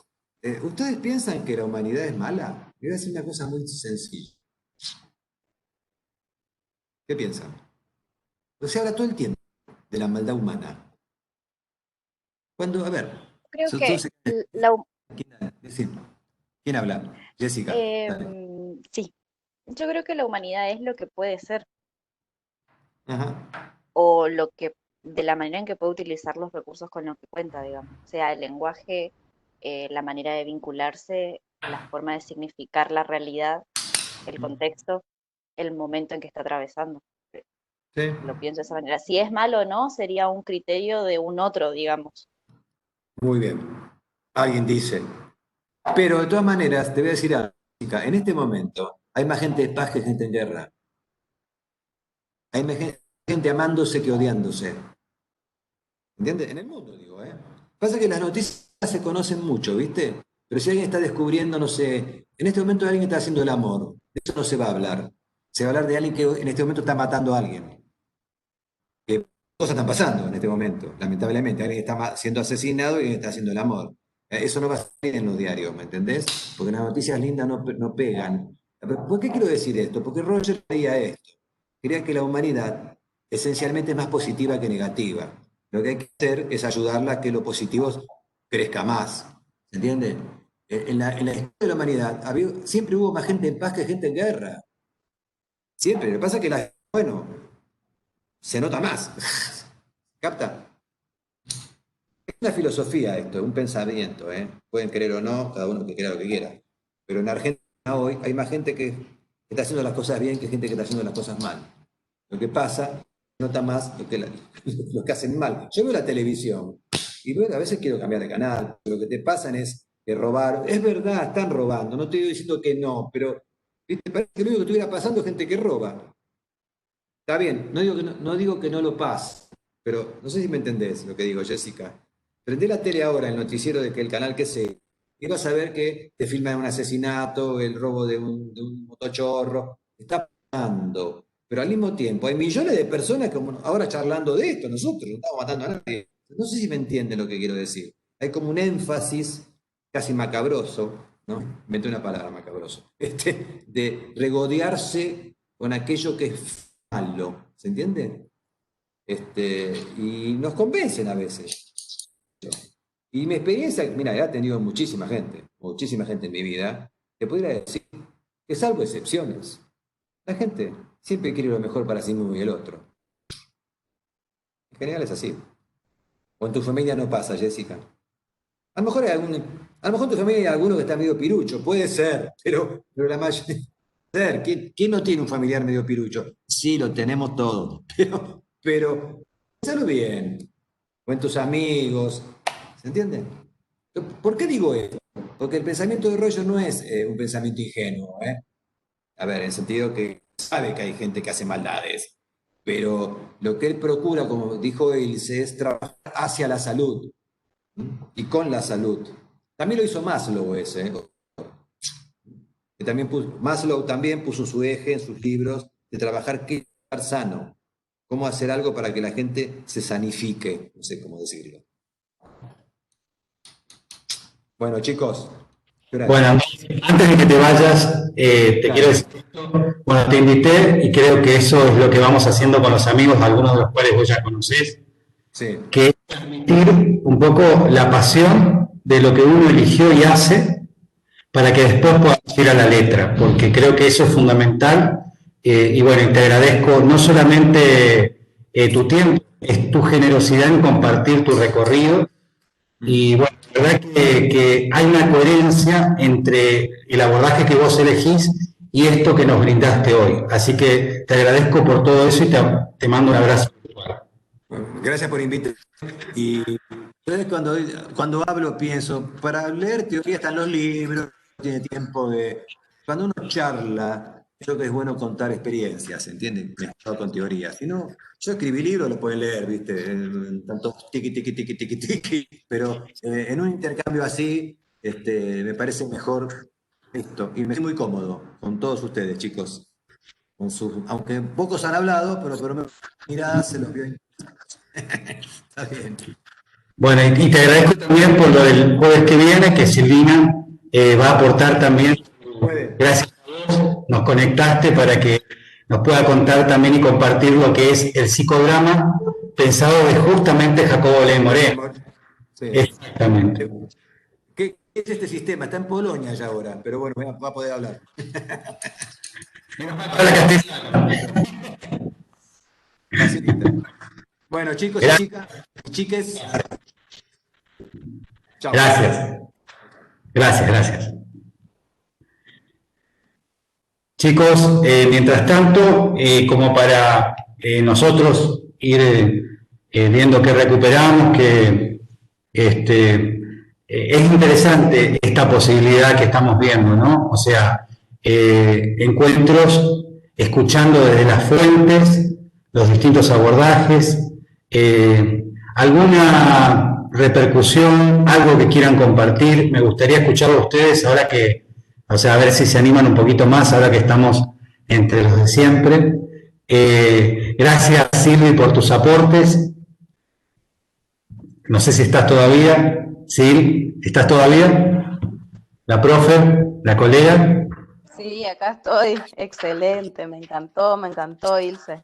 Gracias por la invitación, muy claro el profesor, muy claro en los conceptos y hizo como un recorrido en la cual uno no se aburrió para nada. Estaba conectado, yo por lo menos me pasó eso a mí, estuve conectada todo el tiempo, no dio lugar al aburrimiento, al bostezo, a nada y muchas cosas muy pertinentes también para lo que es tu materia, para la cátedra. Totalmente, la terapia centrada en la persona. Sí, sí, bueno, la verdad que es, como dijo, tiene varios libritos interesantes. Después vamos a ver a los que quieran, para que no se sientan obligados, se los paso. No dijo, pero bueno, creo que está en la entrevista, es el director del Instituto Olos de San Isidro, que es el primer instituto que comenzó, digamos, con esta formación. Y lo interesante es que en el Instituto Olos, por ahí también se brindaba, por ejemplo, formación en Gestalt. Así que por eso digo que hay una coherencia también en esto que él fue manifestando, porque en su propia formación él después también fue incorporando cosas de psicodrama. Silvina formó parte y forma parte a la distancia física, sigue formando parte del Instituto Olos, que va a estar el jueves que viene, desde psicodrama. O sea que esto es interesante. Ven cómo me parece que es importante que esa perspectiva de pensar más bien en el servicio y formarnos para dar un servicio lo mejor posible, que no significa ser profesionales fríos, sino que también esto de, aunque parezca una obviedad, pero decirlo, humanizar la educación, humanizar la salud.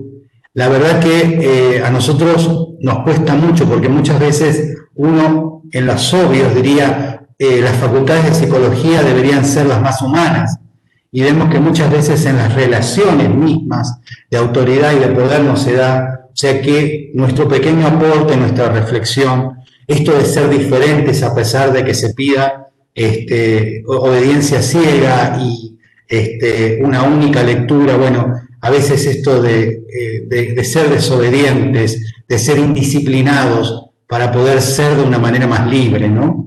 Esto también tiene que ver con lo que van aportando el desarrollo de las pasiones, de la dedicación humana de cada uno de los que van exponiendo lo que han elegido, y muchos te dicen, hoy elegí esto, no sé mañana, que eso también te habla de una libertad de seguir formándote y de siempre, todos nosotros siempre somos esta condición de aprendientes. Siempre, siempre vemos esto, digamos, como también un orden de lo que entendemos como personas sabias, que son los que más conocen, siempre digo, toman más contacto no con lo que saben, sino con lo que les falta, y por eso siempre son humildes.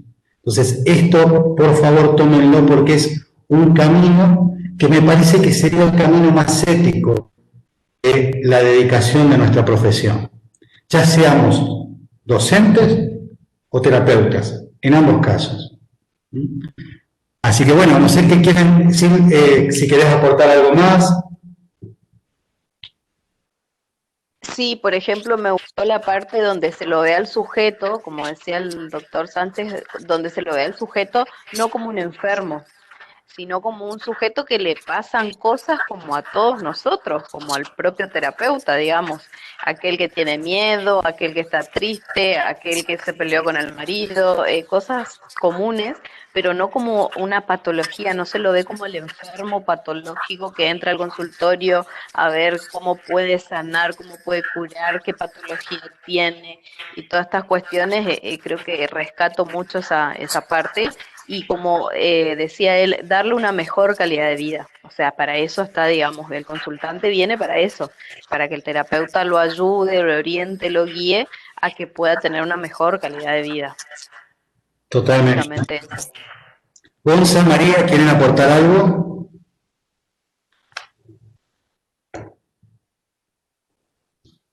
No, profe, yo no tengo nada que aportar, me gustó mucho la exposición. Muy lindo todo.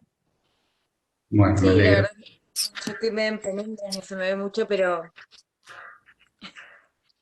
la verdad que a mí también me encantó y algo que resaltamos siempre, la conexión de la vida y la obra, digamos, cómo tiene tanta relación lo que uno escribe con lo que va viviendo y las experiencias de cada uno, y eso también ayuda mucho a la hora de estudiar.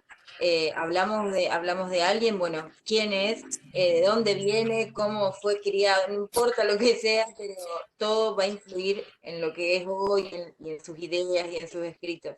Y eso ayuda mucho a ubicarnos en el tiempo y en el espacio, así que está bueno también.